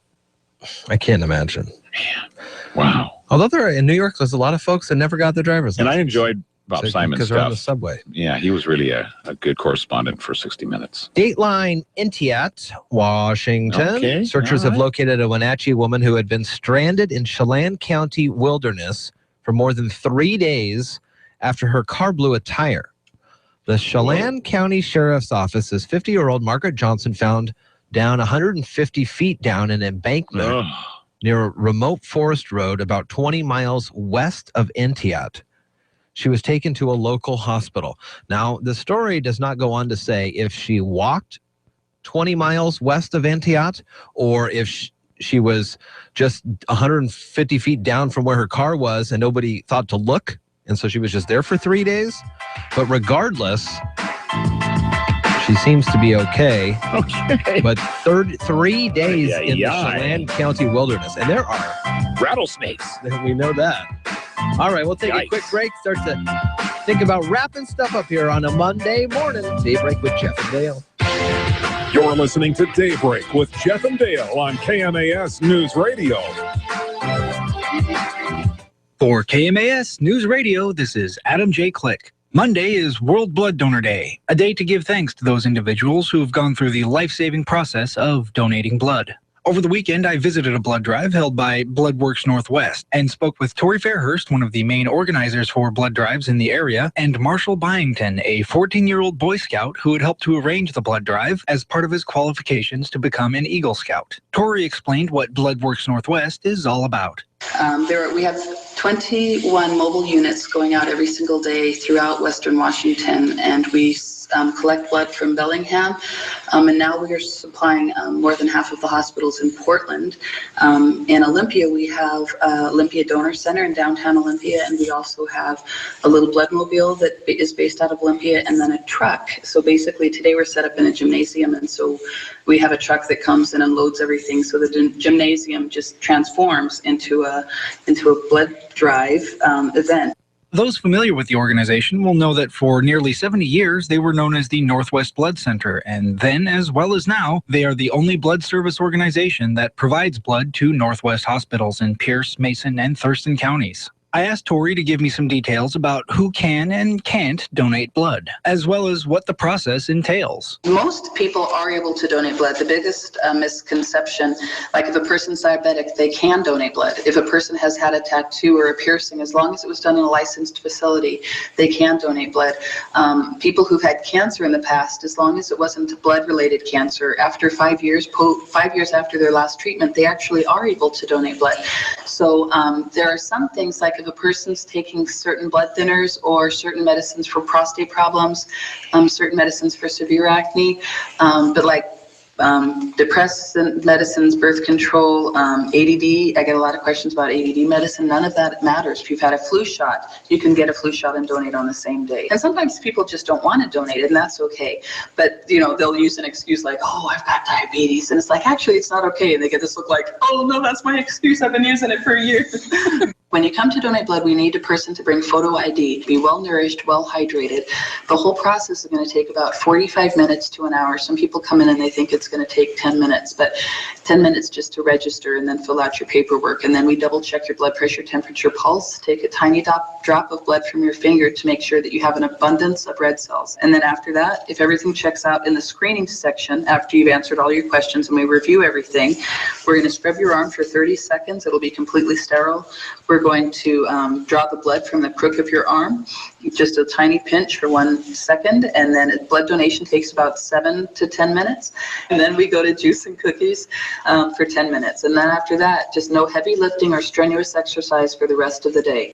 I asked Marshall what made him decide to take on a blood drive as his qualifying event for becoming an Eagle Scout. Blood is really necessary to sustain life and kind of help others. So another side note, I guess, my dad has paralysis from the waist down, and he's needed surgeries in the past where he needed blood to be able to survive those surgeries. So that kind of was another reason why I decided to do this as a project. As both Tori and Marshall explained, the act of donating blood is one of the most selfless, life-saving acts that a person can do. Donating blood, it makes the other person better, but I think it makes us better too. You know, when you donate blood, you know, I tell people you have a little invisible superhero cape, and there's this feeling you get knowing that your courage and love are going to keep somebody else alive. I mean, it is a beautiful feeling to know that you are doing something so important. And there's very few times in your life where you can be certain that something that you're doing is going to save somebody else. It's kind of key to donate blood. You might need to use blood in the future, and it's kind of giving back early. If you can donate, then that's awesome, and it's really necessary for others so that they can be able to survive. If you want more information on future blood drives and where you can donate, you can find Bloodworks Northwest online at www.bloodworksnw.org. For KMAS News Radio, this is Adam J. Click with a special report.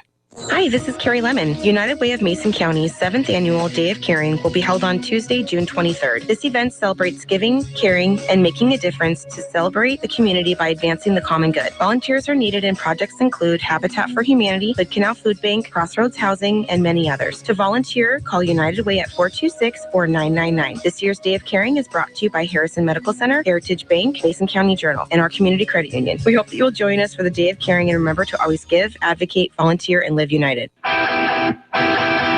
It's almost time for the 5th Annual Oyster Challenge at the Alderbrook Resort and Spa in Union. Do you have what it takes to eat more oysters in 5 minutes than anyone else? Last year, Clayton Bennett ate a little more than 7 dozen, and that was enough to win a 2-night stay, a spa package, and $400 in dining credit to the Alderbrook Resort and Spa. Think you can do better? We're looking for 5 folks to take on Clayton this year.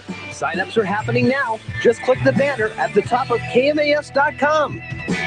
Remember the fun you once had playing board games? You might have landed safely on free parking, built a few houses and hotels, or even become a railroad tycoon. Well, now you can play the big kids version during Lucky Eagle Casino's 20th anniversary. Come play our board game and celebrate our 20th all month long in June. You could win $25 grand to spend at Awesome RV, thousands in cash, and other great prizes. Lucky Eagle Casino and Hotel, I-5 to exit 88, Rochester, Washington, where you belong.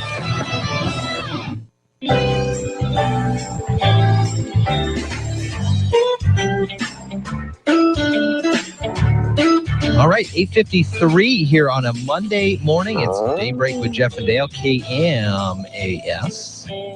All right. Big week here around the Northwest. We are able to really put our good foot forward as the weather forecast all week long is going to be splendid. So you're saying now, we've got out-of-town listeners, Jeff, so let's be accurate. Let's do some AccuWeather here. No chance of rain between now and Sunday?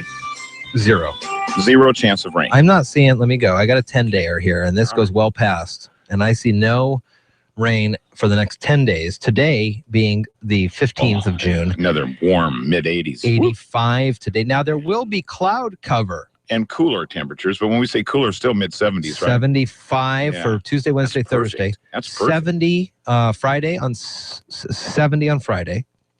Then Saturday, 77. Okay. And then Sunday, 79. Now, there's a lot of things going on this weekend. Not only is it the Open up at Chambers Bay, which will impact traffic to many folks all around the South everywhere. Puget Sound. People are traveling. Now, whatever. I know where you're going because you're right. Okay, go ahead. What's the next thing that's going on this Well, week? Father's Day is this weekend, so make sure that you have done what you need to do to celebrate the father in your life. Yeah. I heard something the other day, very interesting. They were talking about the difference between the dad and the father. So maybe Dad's Day would be better for certain people in this situation. Yeah. The father is the person who helped contribute to the birth of the child, whereas a dad is the person that raises you. Well, that's interesting. There is a distinction, I guess. Yeah. So for many folks, it could be a Dad's Day as opposed to a Father's Day. And so that's probably cool. more cases than not. Celebrate that. And then finally, it is the first ever Hempapalooza up the Brennan Way. Up Brennan Way. And so several thousand additional people will be traveling 101 in addition to the regular summer traffic. Summer solstice is this weekend. Oh, yeah. First day of summer is on Sunday. And so there are a lot of reasons why people will be out and about and all climbing all over each other here this weekend. Use extreme caution and patience. Have a good attitude. Plan ahead. Don't get yourself stuck in a time restraint type of a thing where you need to be somewhere at a certain time. Give yourself a lot of room to get to where you're going, because I think beginning Thursday, there'll be a lot of weekend traffic flowing around here like nobody's business. People are going to be really surprised. And I think school gets out soon too, doesn't it? Yeah, I know a lot of my teacher friends will be heading out for vacations. Yeah, so for all those reasons, be very aware that there'll be more traffic than normal, more people than normal, and this is going to be a busy, bustling week for all of us, and all for good reasons. So sometimes luck is perception, Jeff. And sometimes your luck is running bad, and you go, man, I couldn't win if they gave me 5 aces in this poker hand. Mm-hmm. So here's a guy named Christian Pham, and you could call it beginner's luck. He was World Series of Poker's 68 different kinds of events that they have in Las Vegas during their tournament. They going for the gold bracelet if you've ever followed it on TV. He thought he was playing in a no-limit Texas Hold'em tournament. But no, he signed up in a deuce to 7 low ball tournament. He'd never played it before in his life. And so that's to get the lowest possible poker hand you can possibly get. Uh-huh. And turns out he beat 219 other guys and won the whole thing and the champion's bracelet and $81,000. Oh, so he ended up, his bad luck turned out to be good luck. And bad hands are actually good hands. So it was a pretty good deal. Wow. Yeah. So that I just thought it would be so sometimes you have no control over your luck. He didn't even know what he was in, what kind of a tournament it was. And then he thought, well, I might as well just go ahead and stay in it as long as I can. And last man standing. We were talking early this morning of Jurassic World's major box office success, $204 million in the U.S., just about $3 million behind the best opener of all time, which was the 2012 Avengers. Now, globally, $511 million. So now, of course, all they talk about is the Pratt factor and how much, is he one of these $20 million box office guys? Coupled with last year, which saw him starring in the almost $750 million earning Guardians of the Galaxy. Yeah. The close to $1 billion Lego movie that he was the voice of the main character for. Yeah, I forgot all about that. And now the globally $511 million. So we're upwards of $1.75 billion in box office revenue. 3 movies in 2 years for this guy. Wonder what he's going to get per movie moving forward. If it's not $20 million, he very well could be the first actor to make above whatever that is. Yeah. Wow. Hey, have a great day, everyone. Thank you for listening. More Daybreak and surprises along the way tomorrow. We'll see you then. You're listening to Daybreak with Jeff and Dale on KMAS News Radio.